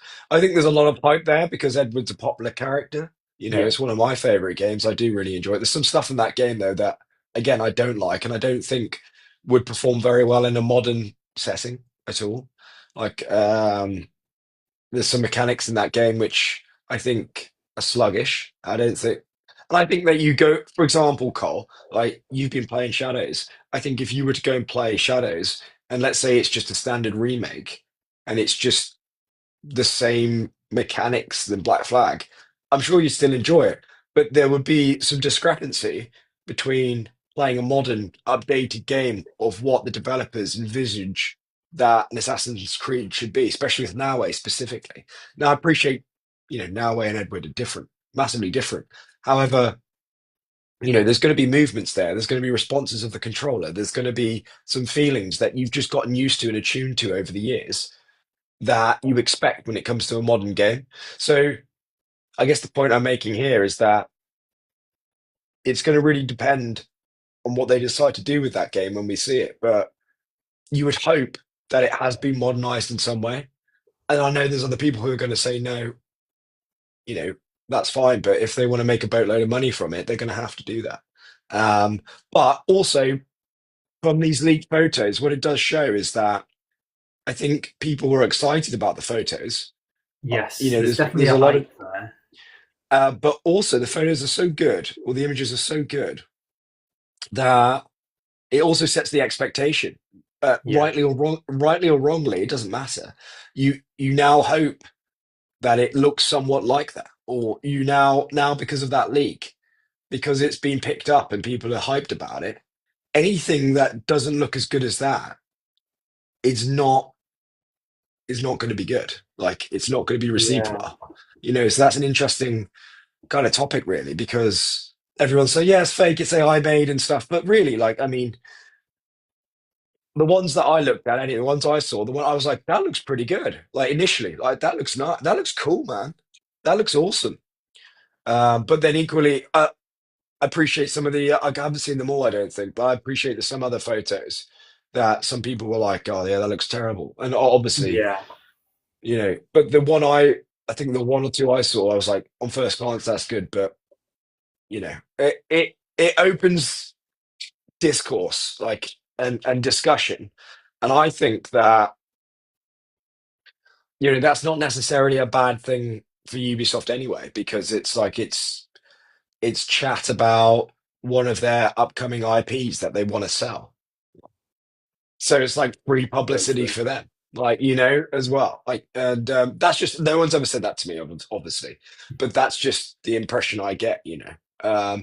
They'll, it's an interesting, if they are going to go forward with it, you know, it's an interesting, be an interesting game, which a lot of people are going to be hyped about. But is it going to, mate, you tell me, is it going to, what, actually, no, a better question is, what would you hope then for a Black Flag remake, remaster? I don't know, whatever category you want to put it in. You know, when I you've seen guess for those photos, me, yeah, you kind of like, okay, I've reopened my thought process about this game. What is it that you would hope it to be? What would you like? I think for me, it would be about adding more memories for Edward. So it's Mm, not the longest Assassin's Creed game, but I'm a big fan of the book, The Black Flag by Oliver Burden book. nice. So I think it'd Yeah. be really cool to incorporate some of these memories and maybe like new Yeah. missions and things and just like fill out some of the gaps and just add a bit more like character development in there. And I know James on Mm, the team did a great article about it and there's a ton of mm, things they could do with it. But I think RPG elements are obviously coming. I think I know it was like mm, that's another thing that was leaked, but I think it's inevitable to be mm. honest. Yeah. Yeah. But I think for me, just don't ruin the main game. Like I'm just scared that they're gonna kill something that Yeah. I'm a big fan of. You know, I've met Matt Ryan. He's a great guy. He's such a Yeah. passionate voice actor. He's a huge fan of the series as well. Mm, So, mm, but yeah, just fingers crossed they get it right, whatever they do, and we'll be excited to mm. cover that when it does eventually come out. Yeah. No, Presumably. no.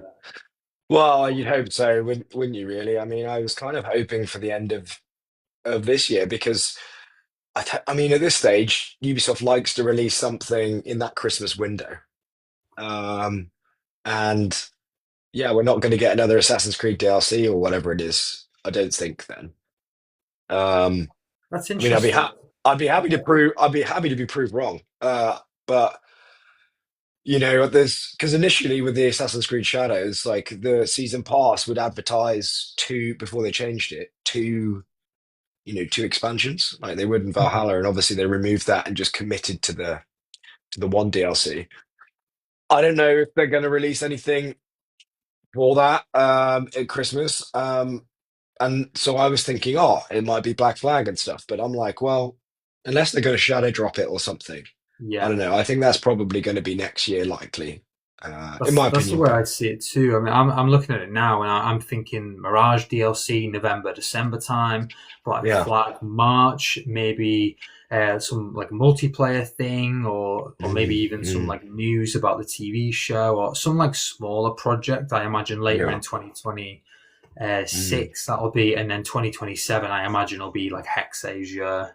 That's how I see it. yeah, yeah, yeah. That's a good call. Yeah, Something like that. um, But the yeah, timeline's flexible. I mean, I imagine with the Shadows delay that it also pushed back the other projects that they're working on, such as Black Flag, which could have come out this year, but I imagine it'll be next year now. But yeah, I'm Yeah. glad we covered the AI conversation because obviously that's Mm, two mm, perspectives on it. Yes, it has generated hype, but at the same time, people are benefiting from it in terms of like mm, they're the ones creating it behind the scenes. For some people, it could be like a mm. prank. For others, it could be another Yeah, thing. yeah. But yeah, on first glance, they are convincing. But for me, it's just like an all-out mod of Red Dead Redemption Mm. 2 put through a generated like one of these online things. Yeah, But yeah, I yeah, mean, yeah, yeah, yeah, everyone it's up yeah. for interpretation. Everyone will look at it differently. So another bit of news I'd like to get into.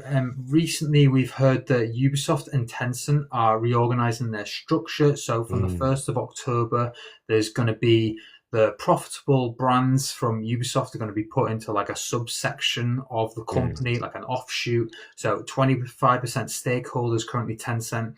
This means they can influence and benefit and reap the rewards from these brands. So we're talking like Assassin's Creed and some of the other bigger ones as well, like Far Cry, I believe was one of them. I mm, can't remember, but yeah, there's some other big brands within Ubisoft, and they've selected these ones to be in this like offshoot. And it's interesting to see because this could mean like new opportunities, new marketing deals. Obviously, the Saudi Arabia Mirage is being discussed currently, and hopefully releasing end of the year. But that could be the start of this new partnership between the two. And mm. I was just wondering, Andy, what's your take on this with Tencent having a bit of involvement in the Assassin's Creed series and benefiting from it? How do you feel about it, and where would you Mm, like to see Assassin's Creed go in terms of like partnerships?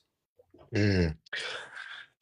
And the honest answer is I don't know. But and the reason I say that is the reason why Tencent's obviously got involved is because the performance from Ubisoft, and the Gilmore family and the brothers have just not been good for a long time. Their share price. I actually don't know what it is right now, which I'm going to look, but I know that the share price had lost, was it like 80 or something, 80, 90% of its value, since COVID. Like it's not good. Now, that's kind of boring information. It's not on the topic of games and whatnot. I get that, but it does end up having a significant impact to, to the franchises that we're invested in. And oh, Memento. Oh, Sebastiano's here. Good to Welcome. good to see you. Good to see you, my man. Um, Great guy. Now, yeah, back to this kind of pricing. Well, the company's going in the toilet. So the reason why you've got the big hitter is Tencent coming in is because they have a massive portfolio. They've got a lot of connections.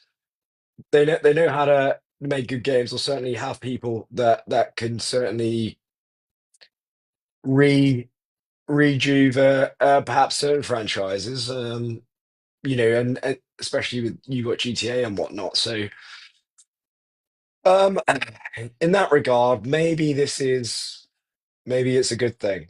Maybe it's a bad thing. Maybe they just strip out all the parts and then just rinse and repeat some brand new, surface level storyline. But then I think to myself, well, in many respects, perhaps that's what we've been getting anyway for quite a long time. So Yeah. when I really reflect on it, and just off the back of our conversation that we had with the Shadow story, could it could it be worse? Absolutely. But I would take something significantly better at this point. And if that means that there's some new creative ideas thrown in the mix and there's some new things that come out of it, then maybe that's a good thing. Because, since COVID, people's reception and people's opinions of the games that have been produced are just not good. And that really matters. That really matters because what it means is that there's they're doing stuff at the moment which is not making the company a lot of money. And as you quite rightly say about Far Cry and other franchises, they it's stagnated and it's not appealing for casual gamers. My friends as well. It's just not appealing. These massive odysseys, there's 120-hour games. It might have been perfect for COVID with Valhalla when you've got furlough and people at home, and they can spend time. But like you, Cole, you've got a family. Okay, it's taking you, several months to finish the game, right? And credit to you for finishing it. But that's because you have other commitments. and people have other commitments. They don't have this time, and I think that's resulted in such poor performance because that kind of copy and paste design has been applied to a lot of their IPs, which have just not taken off. So, background to, is it a good thing? Another company getting involved? Well, maybe not. We're not going to know until things occur. But I know for sure that a company such as Tencent, they see value there. Otherwise, they wouldn't be in the mix. And of course, they want to create something which is going to make a lot of money, right? Now, one thing I would say about that is the Assassin's Creed, Ubisoft community, if you want to call it that, are already fed up with a tremendous amount of microtransactions, of bloated content, of all of these kind of money making schemes inside games. Anyway, as Sebastian says in chat, the fatigue is real. So the confidence I have in that is that the smart people in Tencent who've already recognized that one of the reasons why their share price and these games are performing so poorly is because these mechanics are in those games. So it doesn't make any sense for them to then buy the company, subsidiaries, whatever, all these whatever you want to do with it, but certainly have some sort of creative influence over Ubisoft and some of the IPs that they have, then just go and do the same thing again. It won't make them money at all. So there has to be something different. So for me, there has to be a point there where it's like, well, I'm trying to be optimistic. You have to bring something new to the table. There has to be a new formula. There has to be new ideas. There has to be something different to get people interested again. Because at the moment, that's not really happening and it's not there. So just to take the same thing and do it again to try and make more money is stupid, like in my opinion. So I don't think they're going to do that. So and they very may well do, but I think that to acquire and get involved and all that's involved in that, to then just rinse and repeat a formula that they're already using, which is failing, is not a smart business move, and I That's a don't very think it will good happen. So point, Andy. I think so that's a so really in that case, in answer to your question, I'm optimistic about a change. They have to make money. People forget this, I think, in the gaming industry. Just to finish, I think that people get we love this franchise, but it's personal to us in certain ways. Sometimes I have to take myself away from that and try and think objectively because these IPs are there to make money, and that's not me siding with these corporations or businesses. But it's true. It's the truth. It has to make money. At the moment, it's not making them enough money for the amount of investment that they're making. So the same rules apply for Tencent. It's got to make money. Okay, fine. Well, how is it going to make money? Well, it. We're not going to do what's currently being done. So something has to change. Whether that change is good or not, Cole, we will see. We will see. But I'm optimistic because the direction we're going right now is: do you want to get another Shadows, man, with the story? It takes you 8 months, 8 months to finish. Probably not. And I think a lot of people are the same.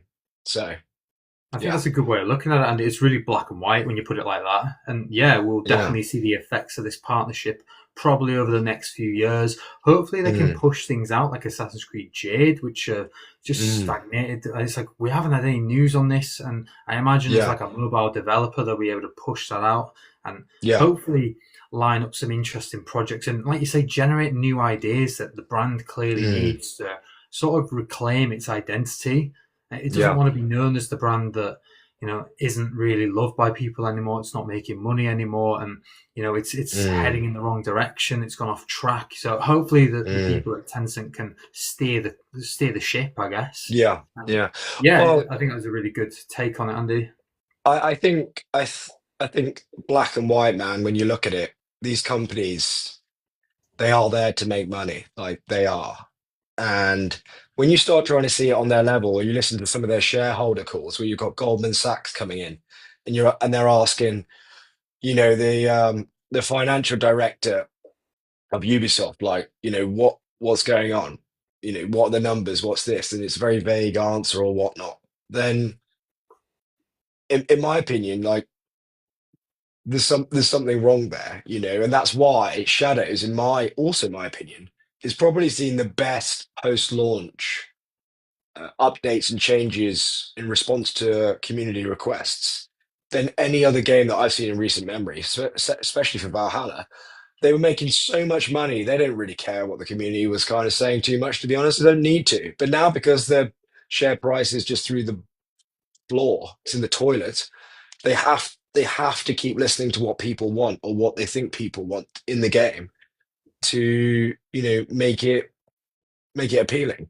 And as Sebastian says in the comments, with how big Black Flag was, it still wasn't an unreasonably big game like the last ones. It's true, yeah. They are I huge. completely agree, and to be honest, I hope Black Flag's good. Whatever they decide to do with this game, I hope it's good.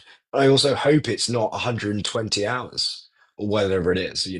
That's very true. Um, I think they're just also set. Just another point. They're just they've been so focused over many years trying to create games which have that repeat revenue stream. What I mean by that is your battle royale games or your battle pass games. And it's not worked. They had what was the role? They were the Roller Champions, which was launched, that didn't work. Their recent, I can't remember the name of the FPS game, which was I played it, it's pretty good. That's closed. There's so many games or franchises like this are investing a lot of money because they recognize that they want the Fortnite, that they want the Apex Legends, that they want that repeat revenue.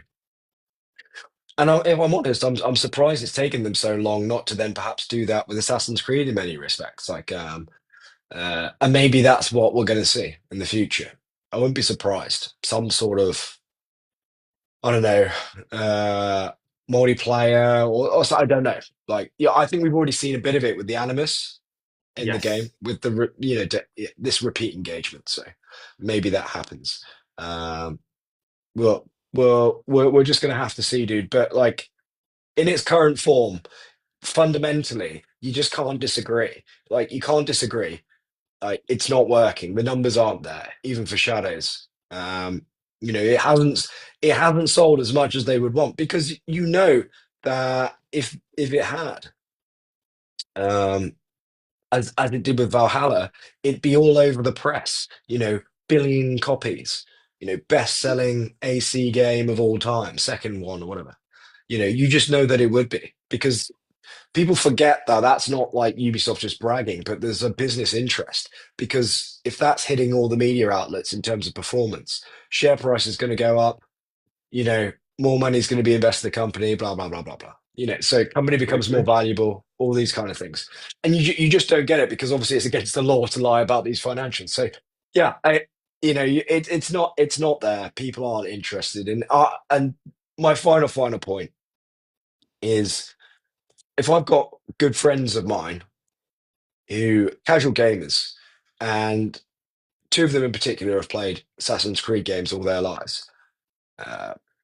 And I'm asking them, I say, why haven't you played AC, why haven't you played Shadows, or why haven't you given it a full go? And they're not bothered. Then I think that's really indicative of what most people feel like, to be honest with you. Because if they have played Assassin's Creed games and they've been playing for the years, and then they're just not bothered by it. It's just not 120 hours, not appealing, like we discussed earlier, where you have to just bow for 15 seconds and do that 50 times. Like it, then these are boring mechanics. I don't mean to focus on just that one thing, but I think that's a good example because there's many mechanics like that in the game, and that's a problem because then what are you really paying for? Uh, well, there you go. And that's the difference. So we will see, mate. We will see. But whatever Tencent and Ubisoft decide to do, man, whatever it is, start small, new IP. It just can't be what is occurring right now. We at least know that. I think we can agree on that. It's not going to be what we have here, and that could be a good thing. It could be a bad thing. But obviously, it's stagnated. Franchise is stagnated, and change will be occurring. And we will just have to wait and see what format that is in. That's my take. Very good. That's my take. Yeah, no, it's a good How take, about man. you? How about you, man? What do you think? Yeah, for sure. I mean, over the years, I've seen Assassin's Creed change so many times, so I Mm, am open and willing for change to happen again. Especially with Hexe, mm, that's a game that's going to be totally different. I imagine. mm. It's going to be, Yeah, I imagine, a very darker turn. It could have some like don't want to use the word magical, but like supernatural elements, if you will, I think, potentially yeah, based in like yeah, pieces of Eden and things. So yeah, it'll yeah. be interesting to see where they go with it. And I just want to Mm. sort of get onto the last section real quick because I realize it's getting quite late now. So Oh my I God, want yeah, to. carry it. Sorry, mate. Yeah, carry on. Yeah. It's all right. Yeah. So yeah, that was good coverage, especially from like a financial point of view. So it'll be It's a interesting to bit see boring, where it goes. but it's realistic. Oh, You have to take it on board because that matters. It matters. Yeah. Sorry, carry on. I'm going to go into some personal news now. Again, I mentioned at the start, but massive thank you to everyone who has donated gifts throughout the streams. Obviously, this is episode 11, so yeah, we've built like Mm. a real consistent viewership now.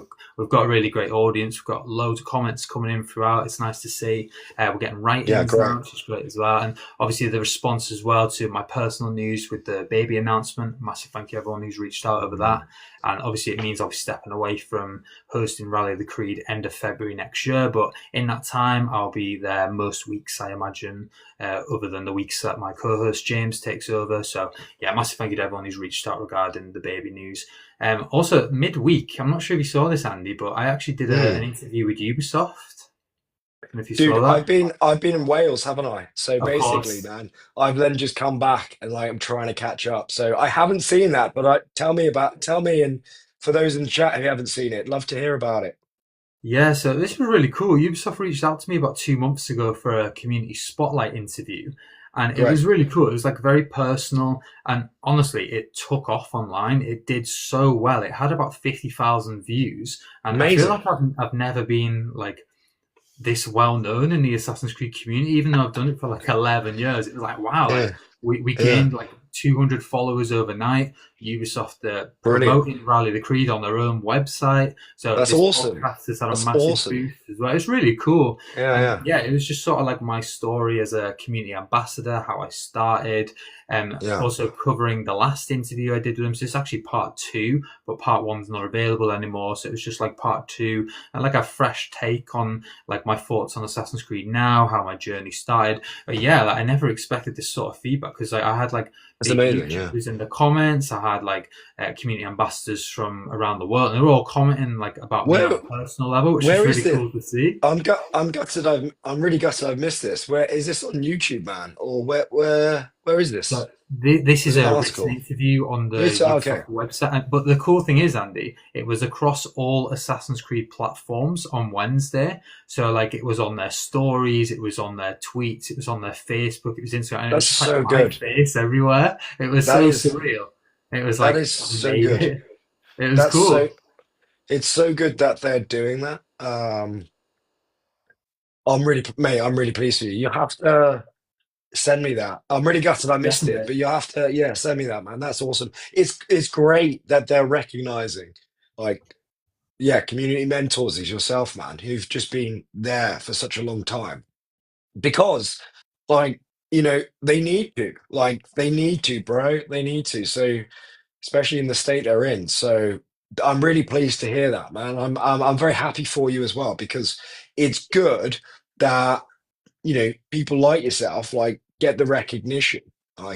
So in my honest opinion, they should have been doing this stuff like a long time ago across all their socials and highlighting you know big community leaders as yourself. Like it's essential. So I'm pleased to hear that they've done that. I'm pleased to hear that's been you, man, as a flag bearer there. So amazing job. Really pleased for you, man. And Thank you make very sure you much. send me that link I will afterwards do. as well. I'd I really love to see appreciate that. that.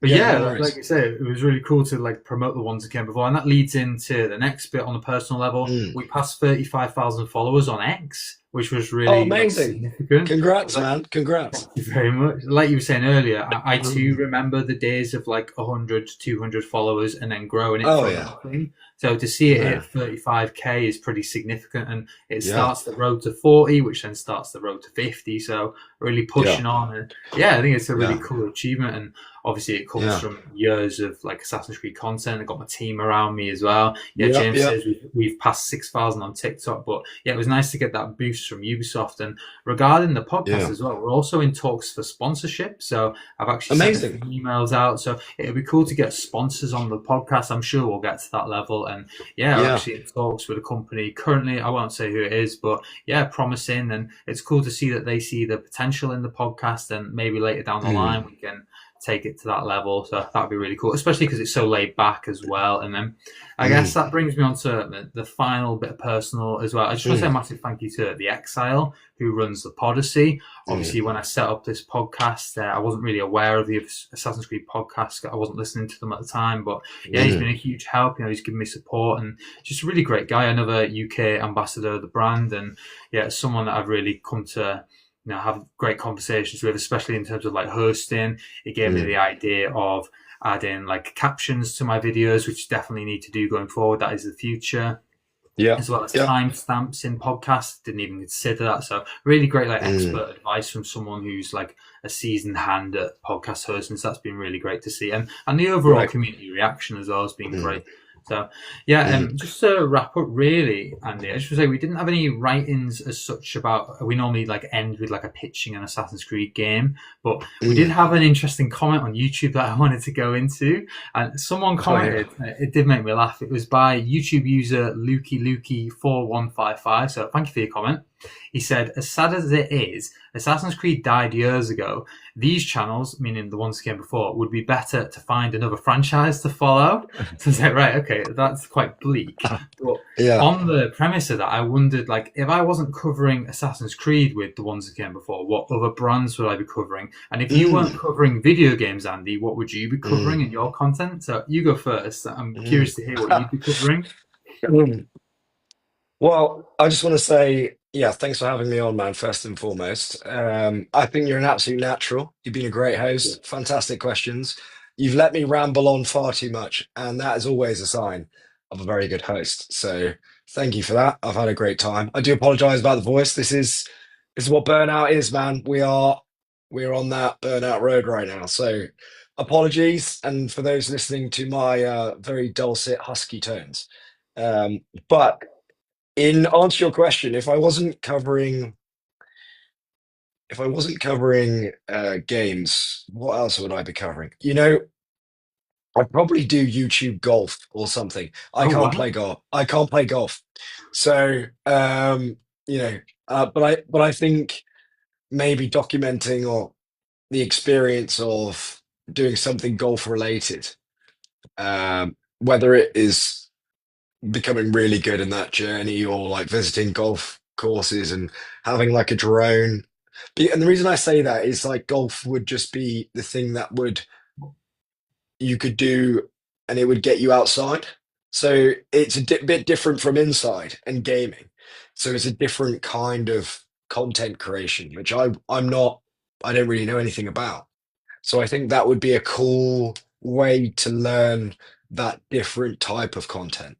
And and in the process become really good at golf. I think that would be pretty cool. How about you? That's a great answer. I was not expecting that at all. Yeah. So for me, I'm what do really you into think? movies and films. So for me, I imagine it would be some kind of coverage of the latest films, actors. I'm really into that. So I mean, if a film comes out, there's a good chance I'll watch it within the first week of it coming out. I mean, I used to have a View membership, which is obviously the cinema here in the UK. My local one is a View, so I used to go regularly. It's a bit more difficult now. I've got children, but I mean, it'd be movies. I'm a big movie nerd. I mean, my wife doesn't always like the movies I watch, so I will just watch movies on my own. Like I've just recently watched all the Godfather movies. I'm just sort of working my way through like all the films. But yeah, I mean, I'd be happy to cover other things than video games, like maybe TV shows as well. I'm really into them as well. I've just finished Mobland. That was really good. I like that. Yeah. Yeah, I think other forms of media like films and TV, but no, even though it was like quite a negative comment, I really appreciated it because it made me think, what would I be covering if I wasn't doing Assassin's Creed? And it's made me think about another like direction I could have taken my content in. So thank you for your comment, and we do Dude, appreciate any comments, write-ins. Send them our way if you've ever got any. Normally we would end with a pitching an Assassin's Creed topic, so I will just keep this simple. Andy, if you were to choose a location for the future of Assassin's Creed, where would you like to see and why? it's a good question.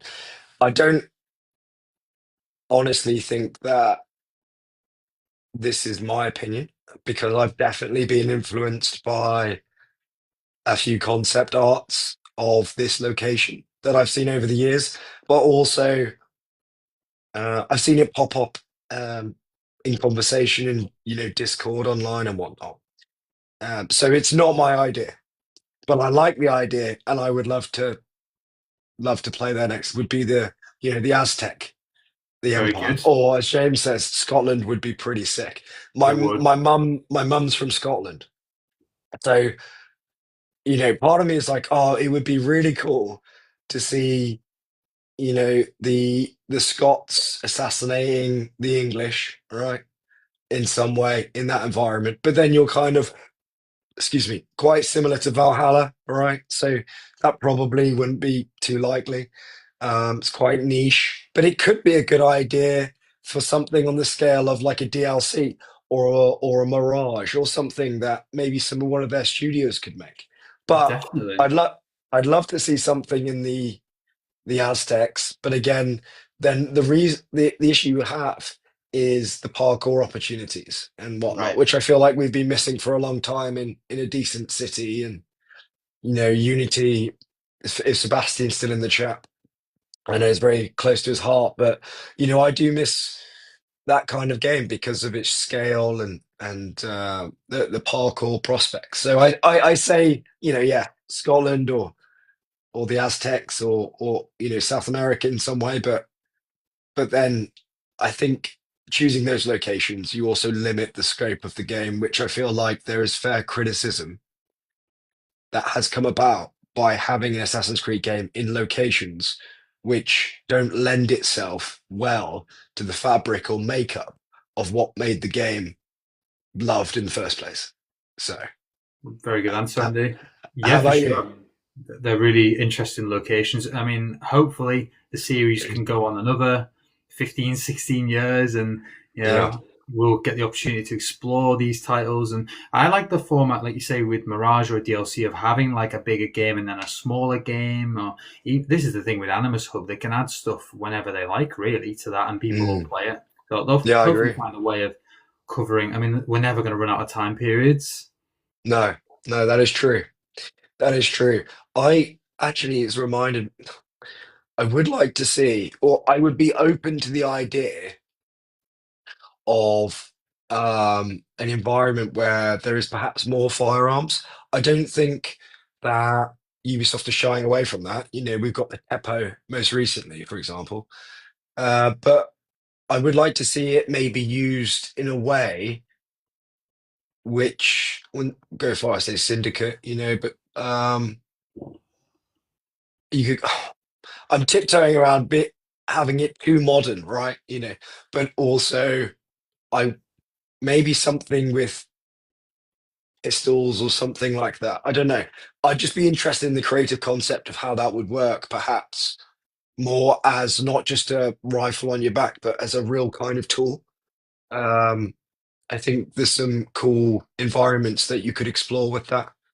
Uh, I'm not talking about like cowboys or what have you, but you're just going to get the comparisons to Red Dead. But I would be open to them trying new things, is what I'm trying to say, instead Very good. of sword, axe, bow of some kind. All right, we've got a one shot, Tepo, smoke grenades. You know, I'd be open to seeing something new tried, which kind of goes, oh, that looks interesting. I think that I want to see some risks taken, uh, but yeah, that's my take, man. What you still haven't said yours properly. Like if there was one yeah kind of uh area, region, time period that you'd love to see, I'd love to hear what you have to say. the listeners are probably bored of me saying about this, but I always say Australia. So I would love to see an Assassin's Creed game based in Australia, and this is like building Ooh, the camps there, with like the yeah, British were taken over there, the prisoners of war, and maybe have sort of like the Templars be those in charge, and they're like mining for pieces of Eden and the that's trade cool. routes. And yeah, I just think Australia would be so cool to see like the Aboriginals, and yeah, we Mm, were saying in previous episodes as well about like local tribes could be like who the assassins have as allies and stuff. I just think it would lend mm, itself really cool.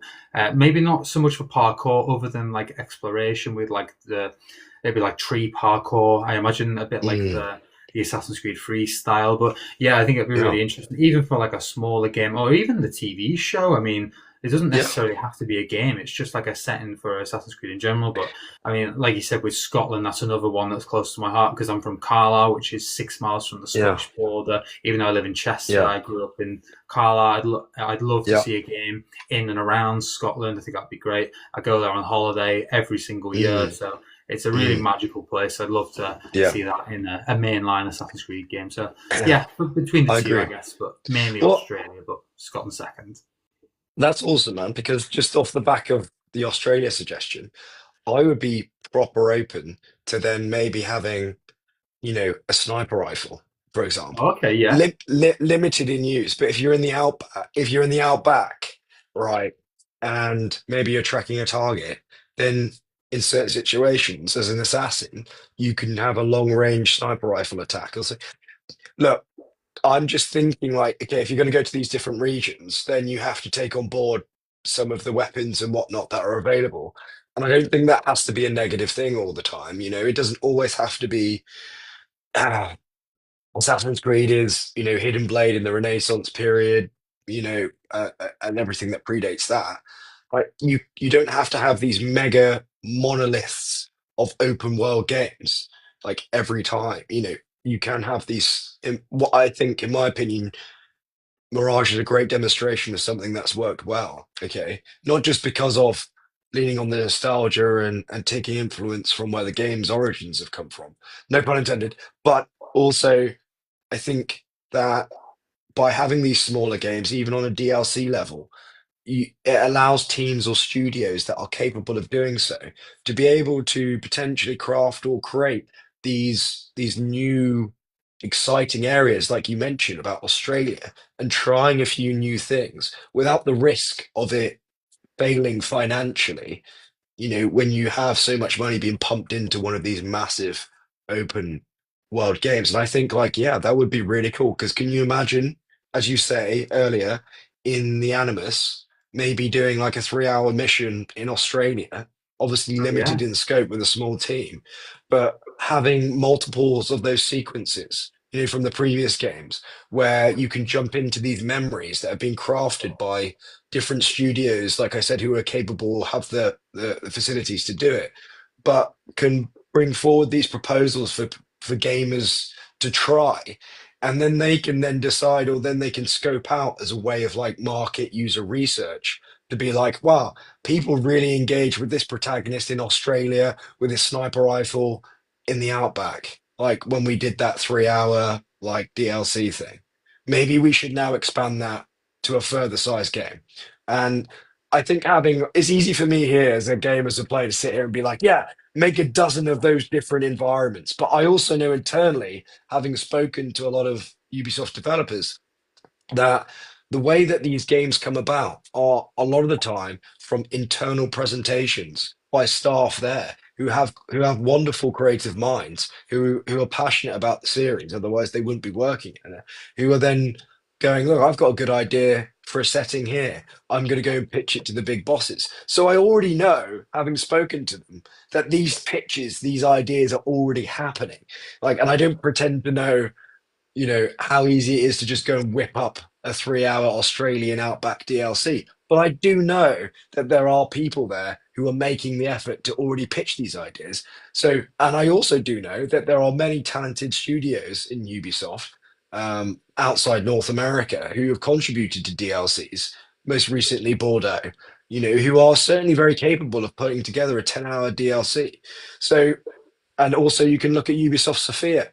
who have done very well on expansions for Valhalla and whatnot, and also helped on other Ubisoft games. So to me, to finish this rant off, I would love to see some of these wild ideas, some of these different proposals coming forward that we can taste. We can have a bit of a flavour of what some of the new creative minds are coming in and having a bit of a thought, having a bit of a think of, and and it would be so easy to then see what sticks and what doesn't, instead of putting all of your basically everything on red on the roulette table when it comes to a big massive open world game like Shadows, and it just flops when it actually goes on black, or or you're just gambling on that massive payday that may or may not come. And I don't think it needs to be that way. And we get more Assassin's Creed ideas in the process. So I love your Australian idea, man, and I would play your DLC, is what I'm trying to say. That's a good way of looking at it. I think that's really cool and a really positive note to end on. Of course, there are Sure. Ubisoft studios around the world working on Assassin's Creed. Hopefully, they are Mm, generating these ideas. Obviously, you've met some of the developers. There's a lot of cool ideas floating around. Hopefully, like we said, there's a bit more risk taking going forward, because I too mm, feel like they've gone with a lot of the surefire mm. choices for historical time periods. They've sort of been ticking boxes a bit of like, oh, what's a popular time period? Oh yeah, Vikings, we've done that. Oh, Yeah. samurai done that. Just Mm, sort of ticking through them. Oh, Egypt, they were very like well known. I think some of the lesser known mm. time periods would be more interesting and do act as a bit of a risk. James says Yeah. Japan was a risk, but I would say that the Ghost series is already there, and that's a good Mm. way to end on as well, Andy. Is that Sure, obviously sure. that'll be your focus, I imagine, for the next few weeks in terms of like your Yeah, content going forward. You've got yeah, so many videos in development. Really yeah. appreciate you taking the time today. When's Ghost releasing? Did you say when's? This Wednesday, I believe, on the oh, it's on the second. But with all the time zones, it's like the first, second, whatever, and Yeah, New of Zealand course. and stuff. You know what I mean? So I don't know. It's one of those days, but middle of next week. I think it's Thursday. I think officially it's Thursday. Yeah. But Perfect. um, but no, no. Thanks for having me on, man. It's a pleasure, and I would really love to do this again soon, and we can talk about all the more Assassin's Creed stuff coming out, and everything else in between, man. That'd be great. I've had a great time. You're a great Absolutely. host, and thanks very much to everyone in the chat who's popped in, some very familiar faces who I'm big fans of. So it's great for you guys to swing by, and those who haven't spoken but have been listening. Thanks very much. We had a great time. Hopefully you've enjoyed our gallivanting of through all these different topics, and some hot and some cold takes, I'm sure. Um, Absolutely. Yeah, like Andy said, massive thank you to everyone who's listened today, everyone as well who's donated gifts in the chat on here on TikTok. Obviously, all the funds that go towards the website, so the ones again before the upkeep of our website. It's going to be the first year where credit cards don't have to be involved in the nice maintenance of of it. the website. So thanks, guys, for them. We really appreciate it. One Yeah. other way you can help us out is by rating us on Spotify. We currently have 2 5-star reviews, so let's get that up if we can. If you've Oh enjoyed yeah, I'll help it. you with that. Yeah. Where's the Thanks, link? guys. Where can everyone Yeah, find the yeah, link? we'll send that out. So if you just hit Rally Yeah. the Creed in Spotify, Google, YouTube, we've got quite a big presence now. We're really starting to Yeah. make a name for ourselves. We're ranked on Google now, so if you put us in, you should Excuse be able me. to find us Yeah. dead easy. But I will leave some links in the description. So Andy, where can people find you? Um, I'm just about to rate your show on Spotify, man. First Legends, and foremost, thank you. that's the most important thing. Andy Reloads everywhere, man. Andy Reloads everywhere. Can't promise that I'm active on everything, but I think it's Andy Reloads everywhere. But thank you for asking. Yeah. So if you're interested and you want to listen to more of my dulcet tones, that is the place. That is definitely the place.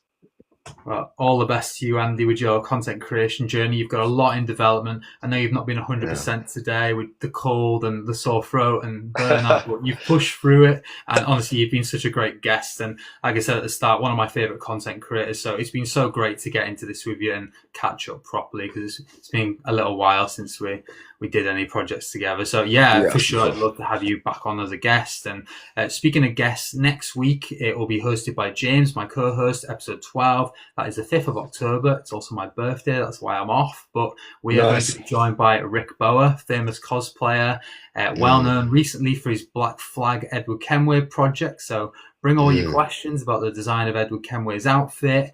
He recently did an underwater photo shoot. It's going to be a ton of fun. I'll probably be there in the chat with you guys, and I can't wait to get into it. So massive thank you for listening, guys, and hit that like button, and thank you so much. So if you enjoyed this episode, leave comments, get involved, send in write-ins, and we'll see you all next time. Thanks, guys, and take it easy. See you soon.